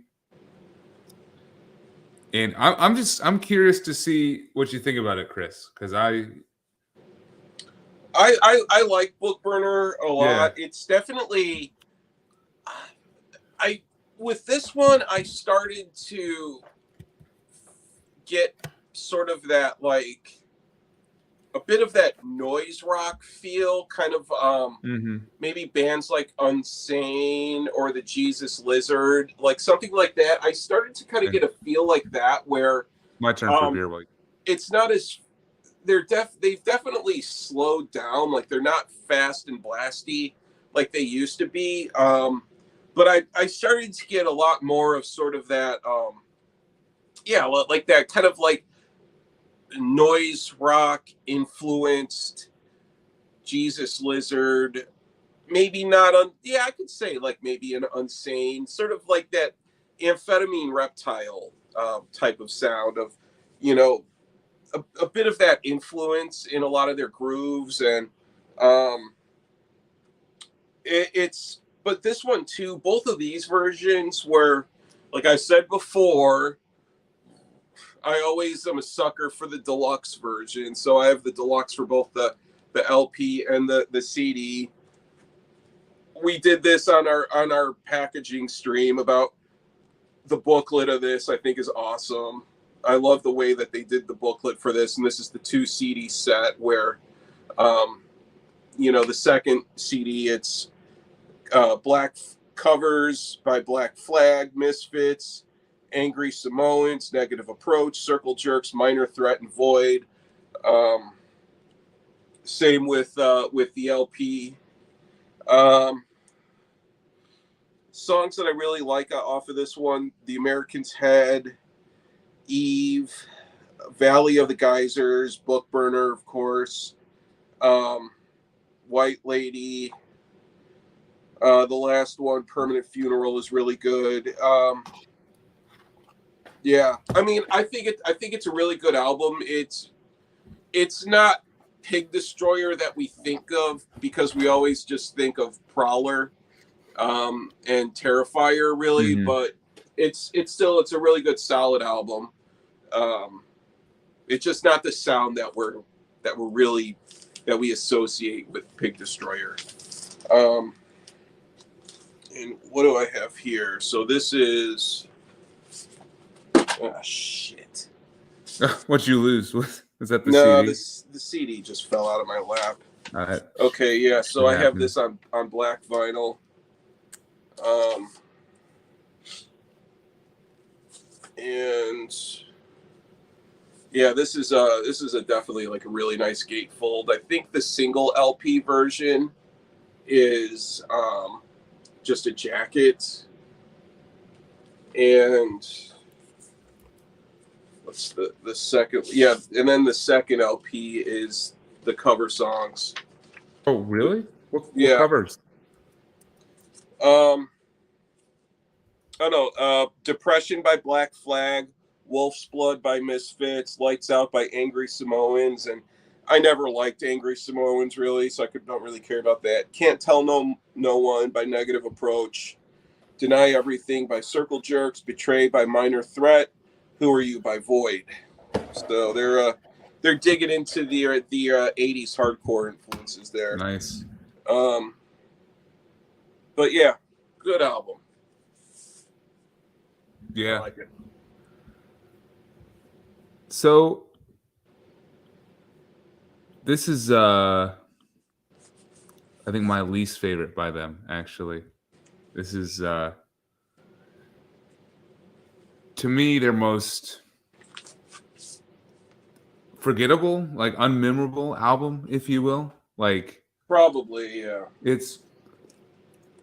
just doesn't stand out to me as much as their other full lengths. And I think they went to Phantom Limb and they were like, wow, we're diving into the death metal and the hardcore and we're going to focus on songs and stuff and try to write just a riff heavy and unique album in our discography. And then after Phantom Limb, they're like, we should go back. Kind of. Except, I mean, I get what you're saying with the noise rock influences, for sure. I think they went back to they try to go back to a more grindy sound where the songs are more like just grind oriented. They're focused on being like quick bursts of adrenaline stuff, but there's just certain things that aren't there and that sound more hardcore noise rock rather than grind, if that makes sense. And I think the production is not very good.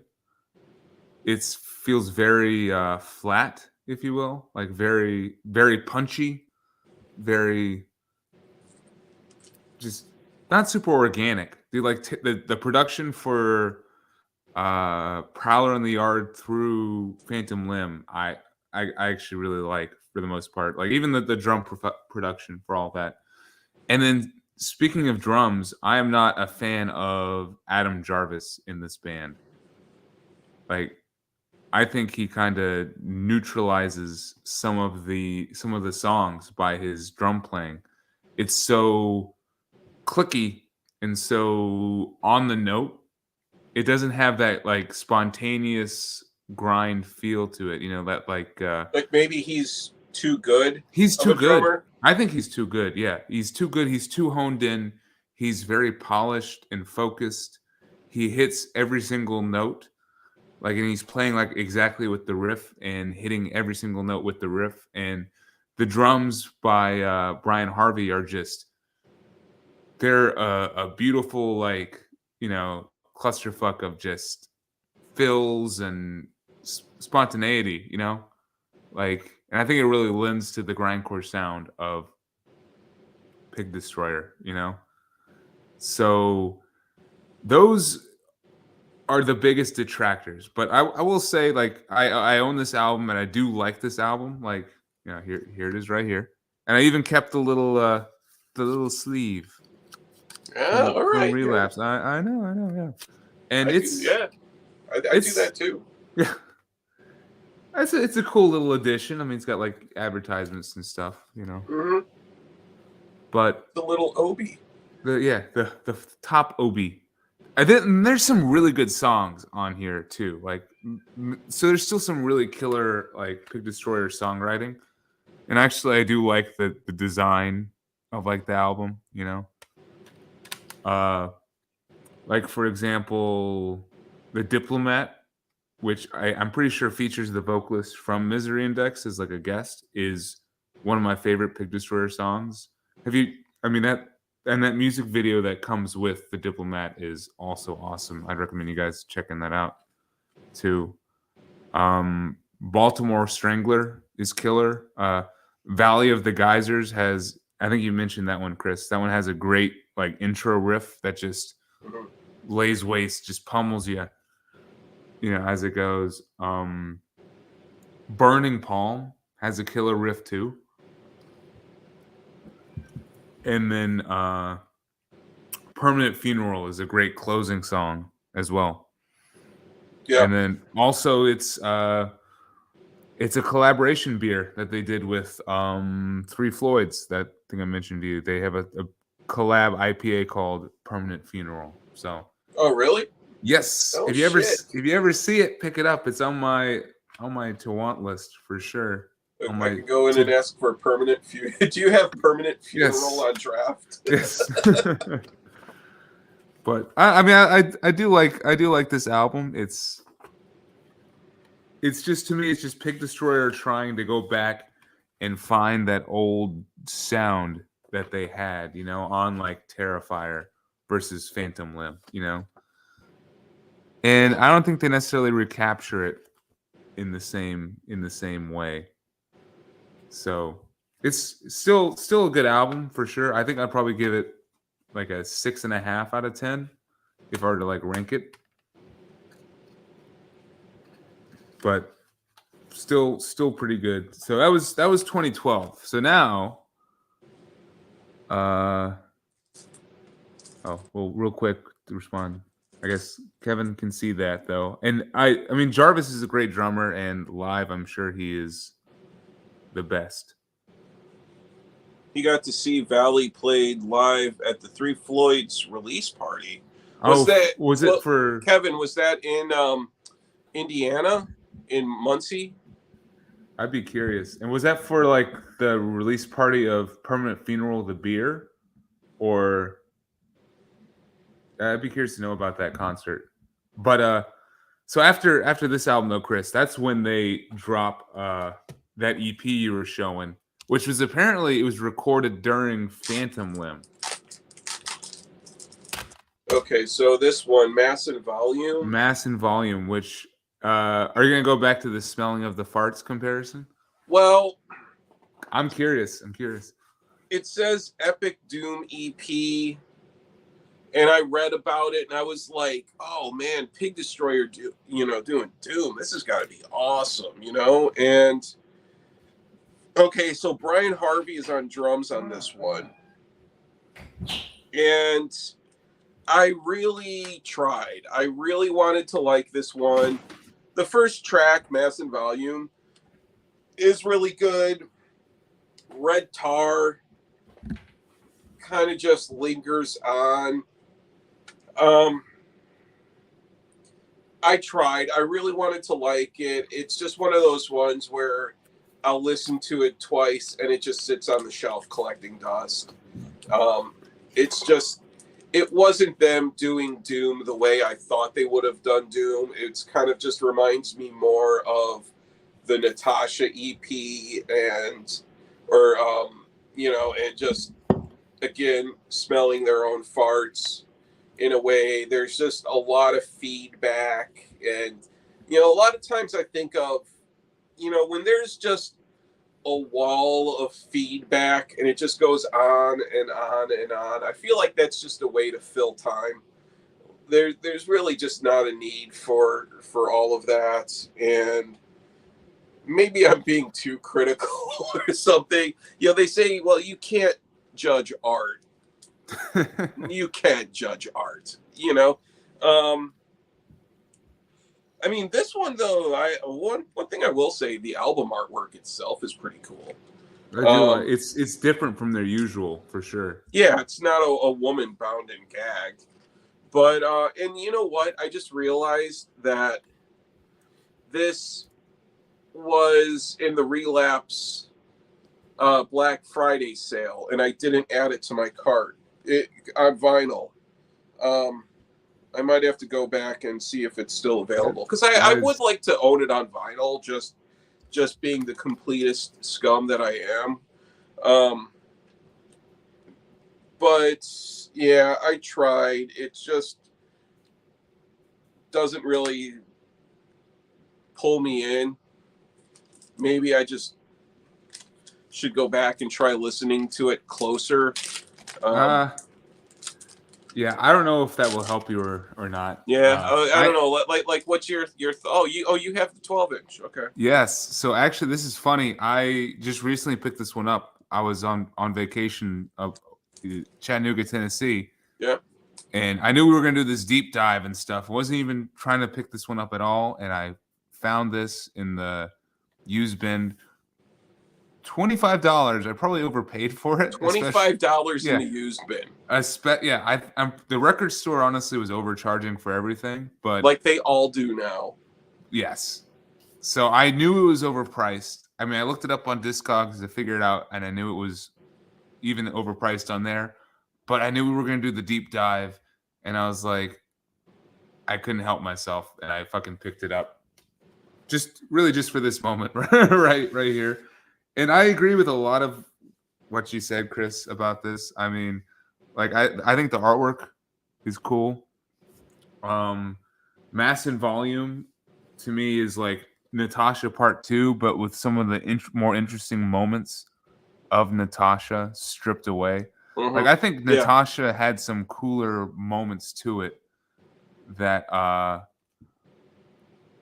enjoy, and this is more of like that one just grief riff, you know, like that very much hardcore and slow, like in come into grief or into grief riff kind of style that just doesn't necessarily develop that much, and the vocals are very you can tell they're messed with by effects, and they just don't necessarily sound too good. Yeah, that's yeah. And I don't know, like that one's it's okay. Like to me, it's a weaker version of Natasha, and it makes up for it by only being 19 minutes versus 38 minutes, so half the runtime. So maybe because of that, it's on the same level as Natasha.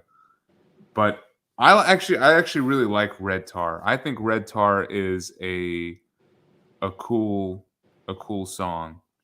It's got like some more kind of sludge to it. It's definitely, to me, reminds me of Starbelly off of Prowler, and it kind of helps beef up the quality of this little EP right here.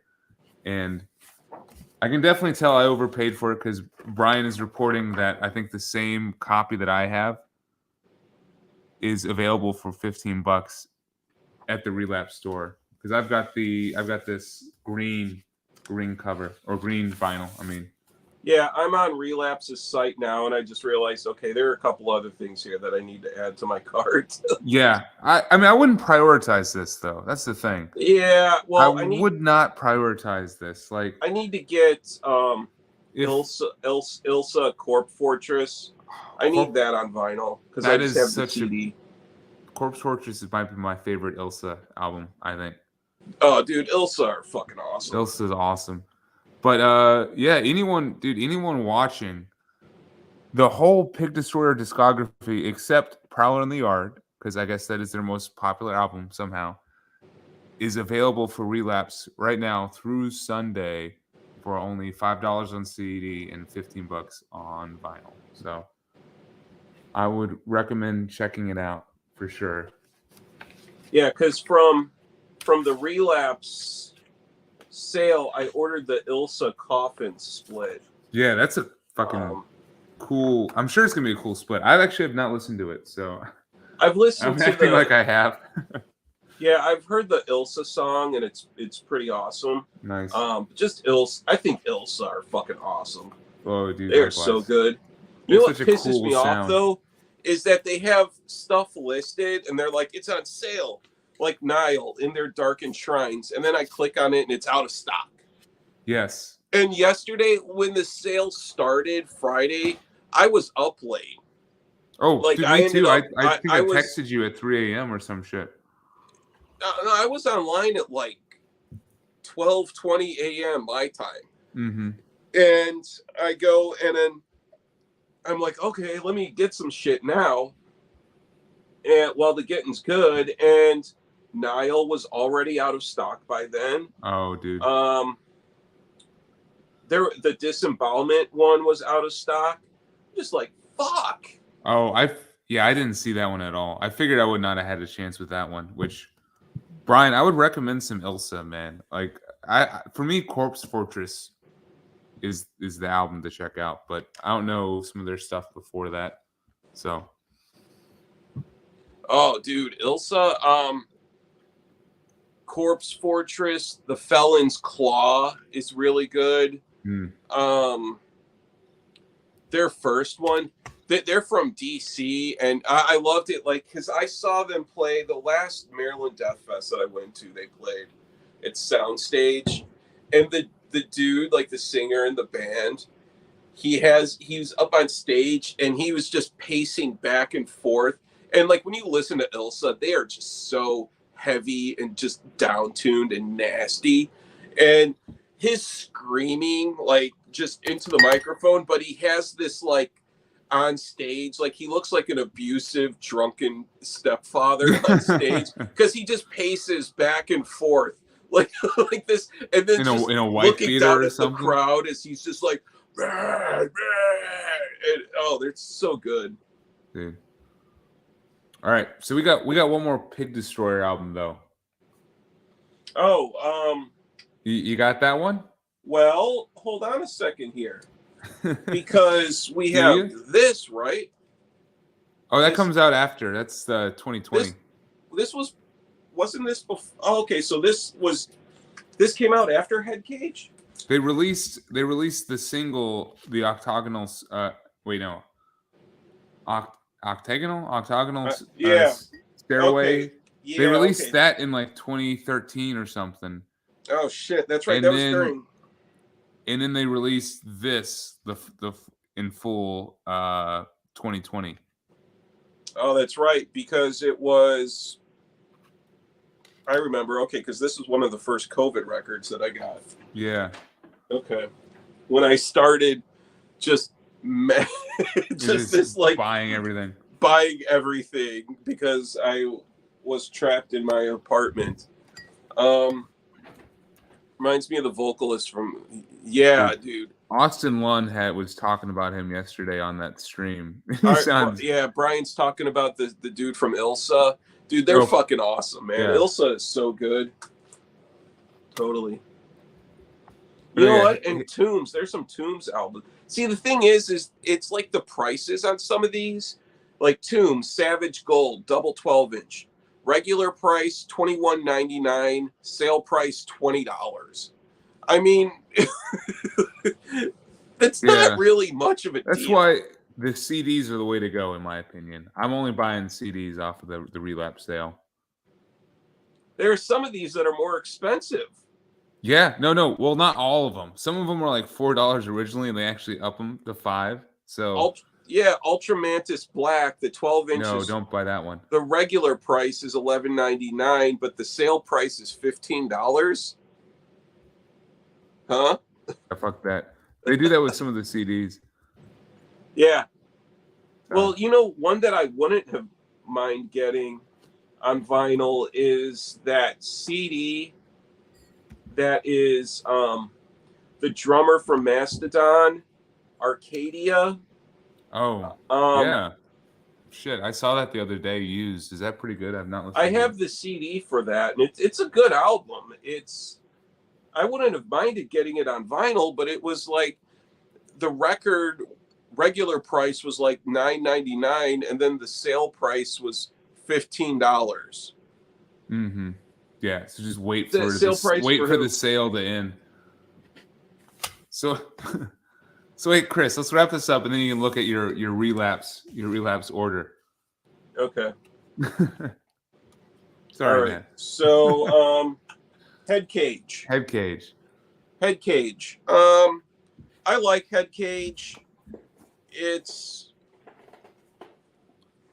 the same. It's the same type of sound with Book Burner. You know, it's kind of the way that I look at Pig Destroyer is the evolution of their sound is it's like, okay, you have the first albums, Explosions in Ward 6, Prowler in the Yard, Terrifier. And then after that, Phantom Limb was sort of, well, and then, you know, there are 7 inches and stuff sprinkled in, you know, in between all of these. But then after that, you have Phantom Limb, which is sort of the segue into what would be their newer, more hardcore influenced sound, where it's like, yes, Phantom Limb, it's heavy, it's blasty, it has a hardcore groove at times, but then after Phantom Limb is then when you get into Book Burner and Head Cage.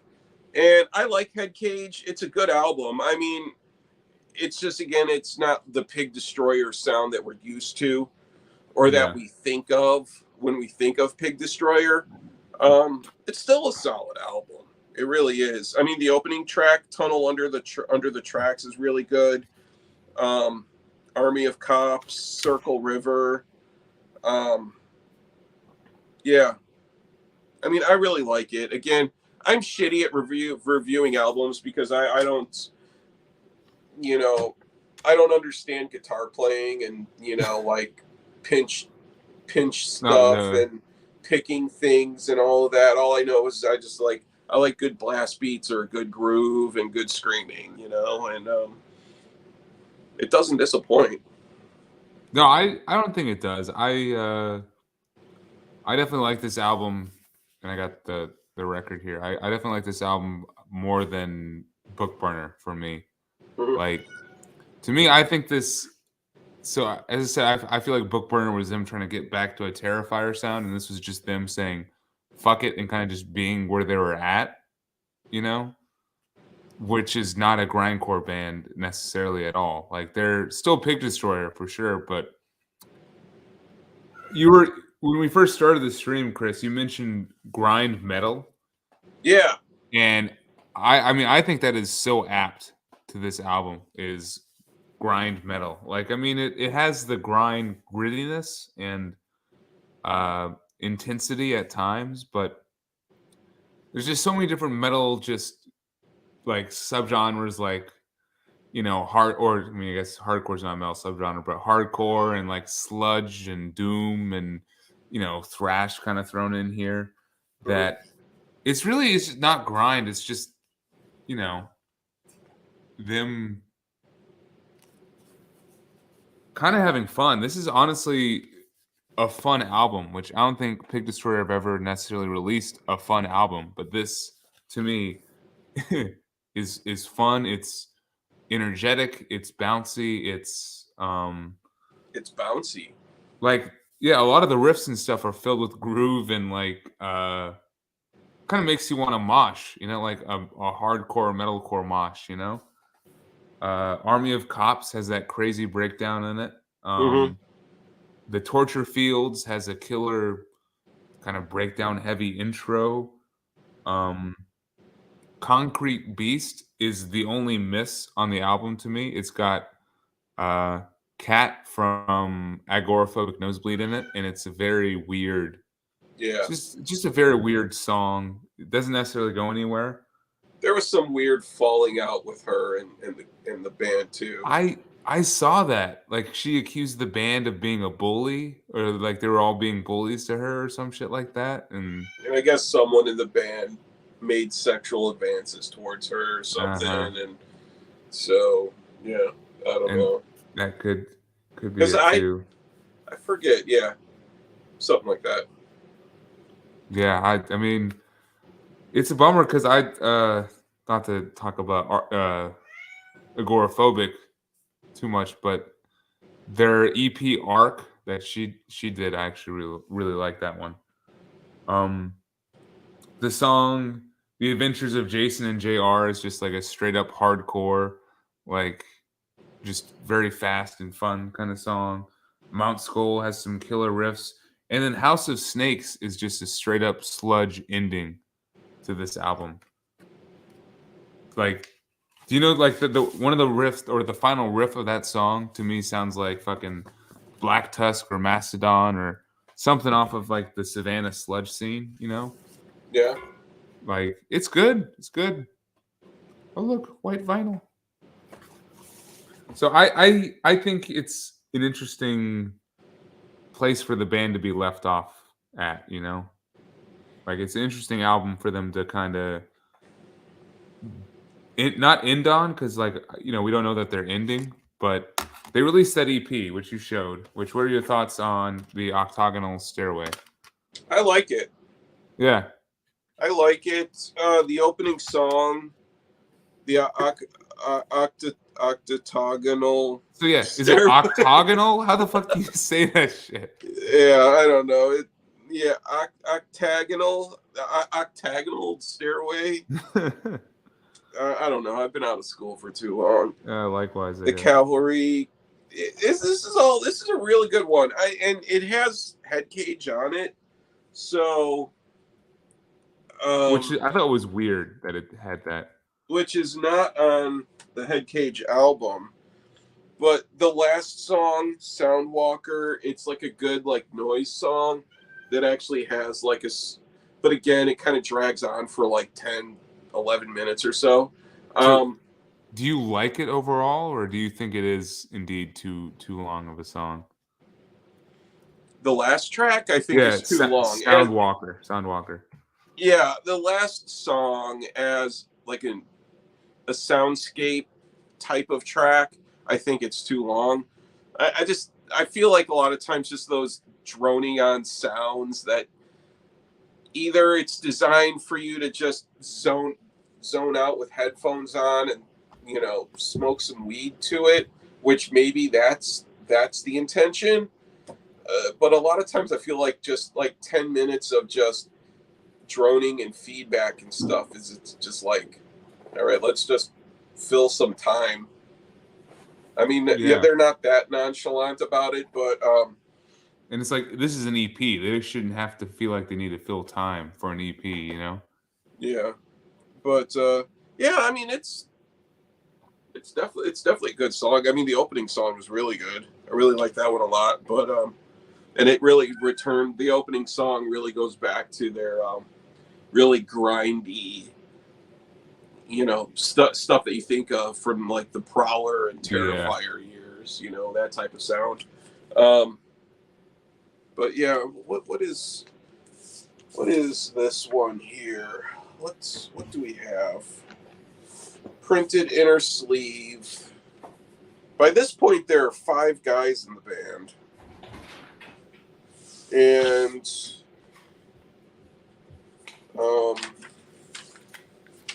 the record is like some pink splatter. Oh shit, that's cool. Smoky gray something. So yeah. Yeah, they have a bassist. Oh shit! Yeah, I should have mentioned. I think I forgot to mention that they finally got a bassist. Between the albums, Book Burner and Head Cage, John Jarvis, which is the cousin for Adam Jarvis, joined as bassist. So, and then who's the drummer on this one? Because I think it's still Adam. Really? Okay. Yeah. Yeah, it's good. What are your thoughts? Yeah. I mean, I kind of agree. I mean, it's like the first 3 tracks. I just have the CD myself, so no record here. But The first 3 tracks are all killer. I mean, it's like definitely has that kind of Terrifier, Prowler in the Yard mixed with like some more harsh noise kind of vibes. Like I think Blake Harrison is getting his chance to shine with on Yeah. this Oh one. yeah. He's getting a chance to smell his own farts. Oh yeah, I mean that's honestly one thing I 100% agree is that this is another example of Pig Destroyers smelling their own farts just a little bit. I mean, this might be my favorite of their like EPs where you can tell it's just them like overindulging kind of, Yeah. you know. Like in South Park, like farting into the wine glass and then Yes, taking in its bouquet. yes. And this, as I said, is I think my favorite version of that bouquet, if you will. Um, like so the first 3 tracks, I think, as I said, are like the full band, full like classic grind tracks, and the last 3 are more of the electronic, harsh electronic tracks and stuff, and they can kind of it definitely wears on you. And by the time you get to Soundwalker, it's just too much. Like Soundwalker could have been cut down by 5 minutes for sure, and then I'll probably been fine with it. And I think the track listing should have been rearranged so that some of the live tracks were intermixed with the electronic tracks, and it wasn't just 3 and 3, because that just makes it too much for the electronic at the very end. And real quick note on Soundwalker, apparently the noise, it says field ambient noise and drum machine on Soundwalker by Igor Cavalera. So he pops in for some of the random noises that you hear on Soundwalker. And that's the other part. I feel like that's a wasted potential. Like they get Igor Cavalera on an album, and all they do is like he does some interesting noise or some random noise stuff. Yeah. I don't know. You know what pisses me off is that like 2 months ago, because the Cavalera brothers are touring and playing the Beneath the Remains album and then tracks from Arise, and they played here in Chicago at a place that is like 2 miles from where I live, and I didn't go to the show. Oh yeah, I missed. They were actually in Charlotte too, at of course the Fillmore. Yeah. So I didn't. It was on like a Tuesday night, and I didn't go. So yeah, this was Saturday night or something, and I just didn't have the motivation to go. Man. Pisses me off. I wish I went. Dude, I heard so many great things about that tour. Unfortunately, so real quick, Outer Kevin over here is right. So they switched up bassists from John Jarvis to Travis Stone on this little EP right here. Okay, you have the live album called Pornographers of Sound. Yes, which do you have that one? I do not have that one. No, I don't. Yeah. So I don't even know what like the track listing is on that, like what the mix of their different albums and stuff is. But I think it was recorded at St. Vitus in Brooklyn. That sounds right. So yeah, I mean, and that's kind of their current lineup and their current sound as of now. Like where do you think they'll head from here? And are you like, interested in where they'll go? I mean, like what's the next move for Pig Destroyer? To me, that's an interesting question. Well, I know Scott Hall. He's produced some other bands. Mm-hmm.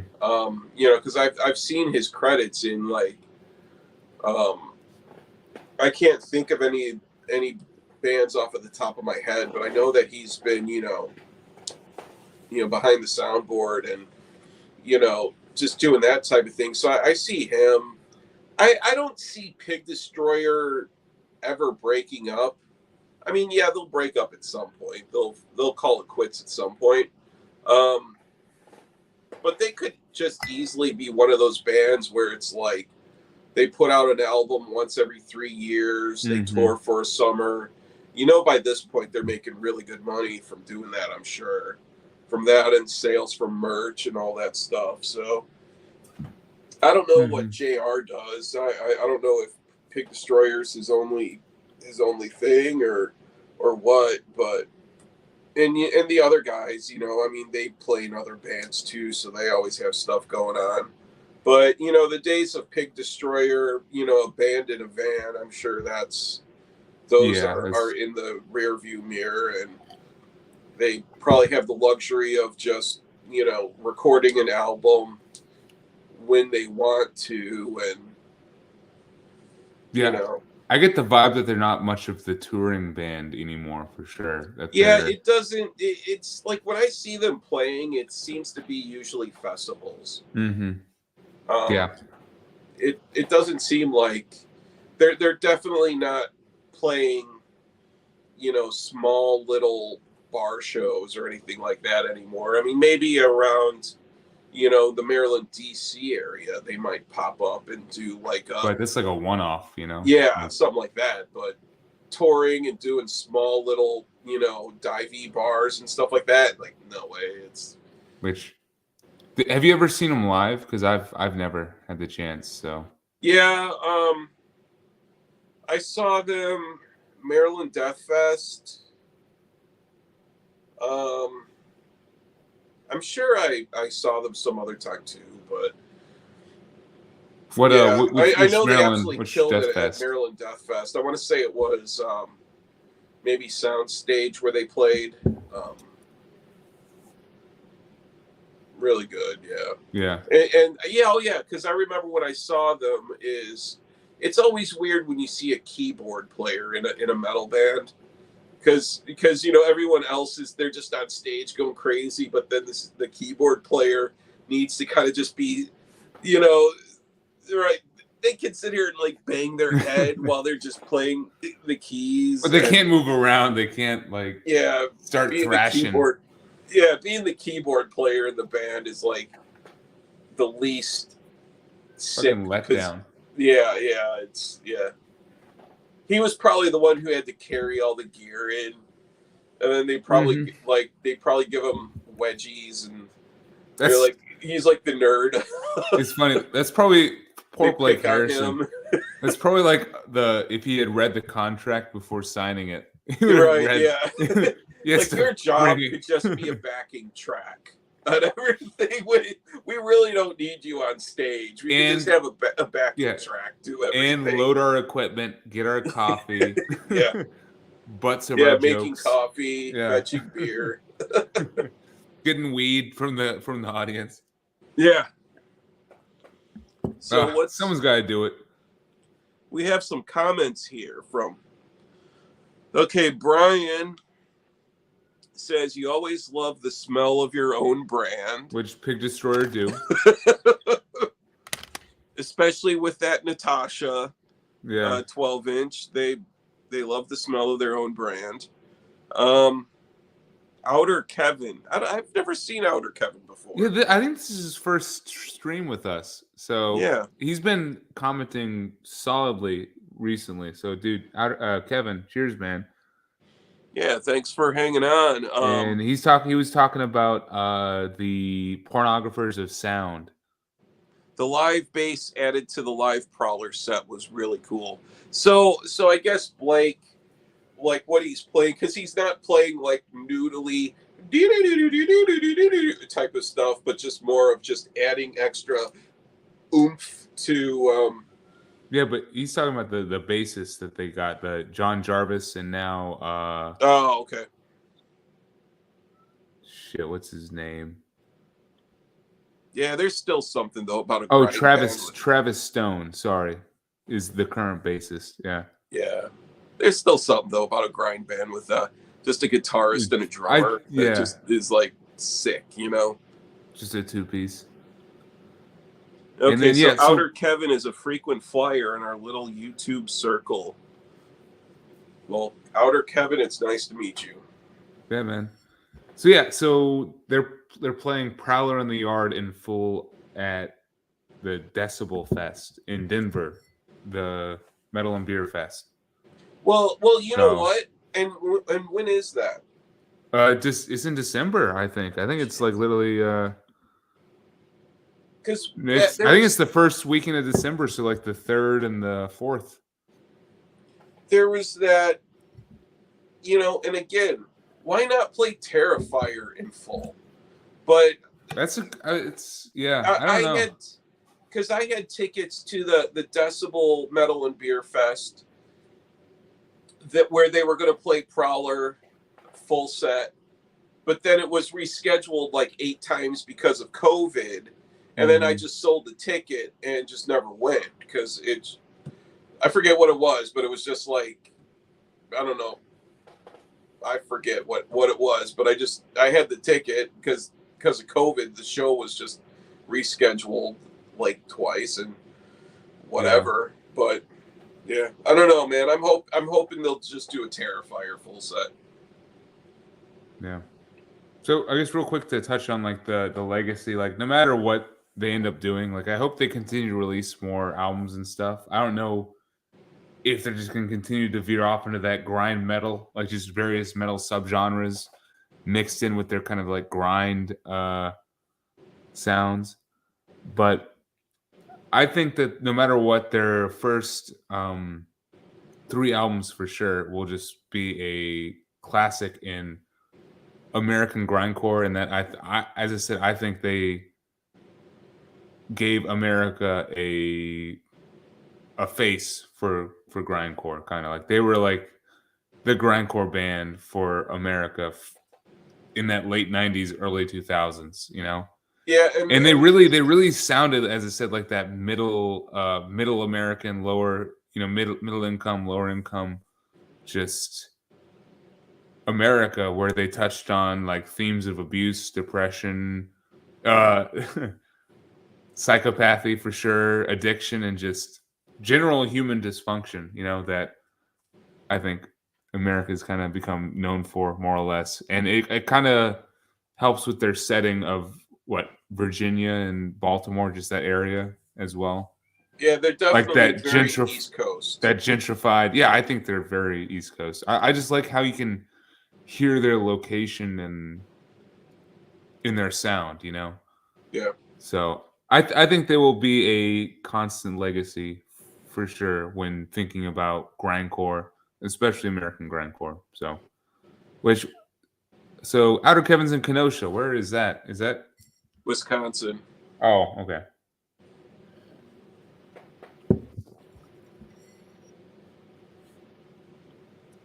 UK living. I have no idea how you're here either, but thanks for popping in, man. I hope you enjoy grindcore. Might I recommend checking out Terrifier? UK living. It sounds like you'd be doing like a health and wellness stream or something. That's true. Maybe I should recommend Napalm Death. I don't know, but here you should check out Terrifier. And cheers! Thanks for joining. Which I think that's kind of all I got for Pig Destroyer. Chris, you good? Yeah, I just wish I had that damn Orchid split that they did, because man, that thing is awesome. It's just it's there somewhere. Having a music collection and moving is the biggest pain in the ass, because packing it sucks, organizing it sucks, finding room for all of it in your new place that's a lot smaller than you anticipated really sucks. So I bet. But yeah, there's gonna be some casualties. Yeah. But now I'm ready to shut this stream off. Chris, I don't know if you're like ready to call it, or if you want to do like a separate thing for a little bit.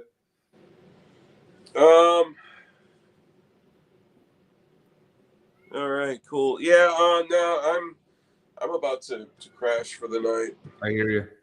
But yeah, thanks for everyone who hung out, and cheers, man. We got 5 people watching right now, so thanks for hanging in there. Cheers to you guys, and yep, Brian, Kevin, and I guess UK, and everyone else who popped in. Thanks, dude. Chris, cheers, man. All right, man. See ya. We'll talk later. For sure. Have a good night. You too.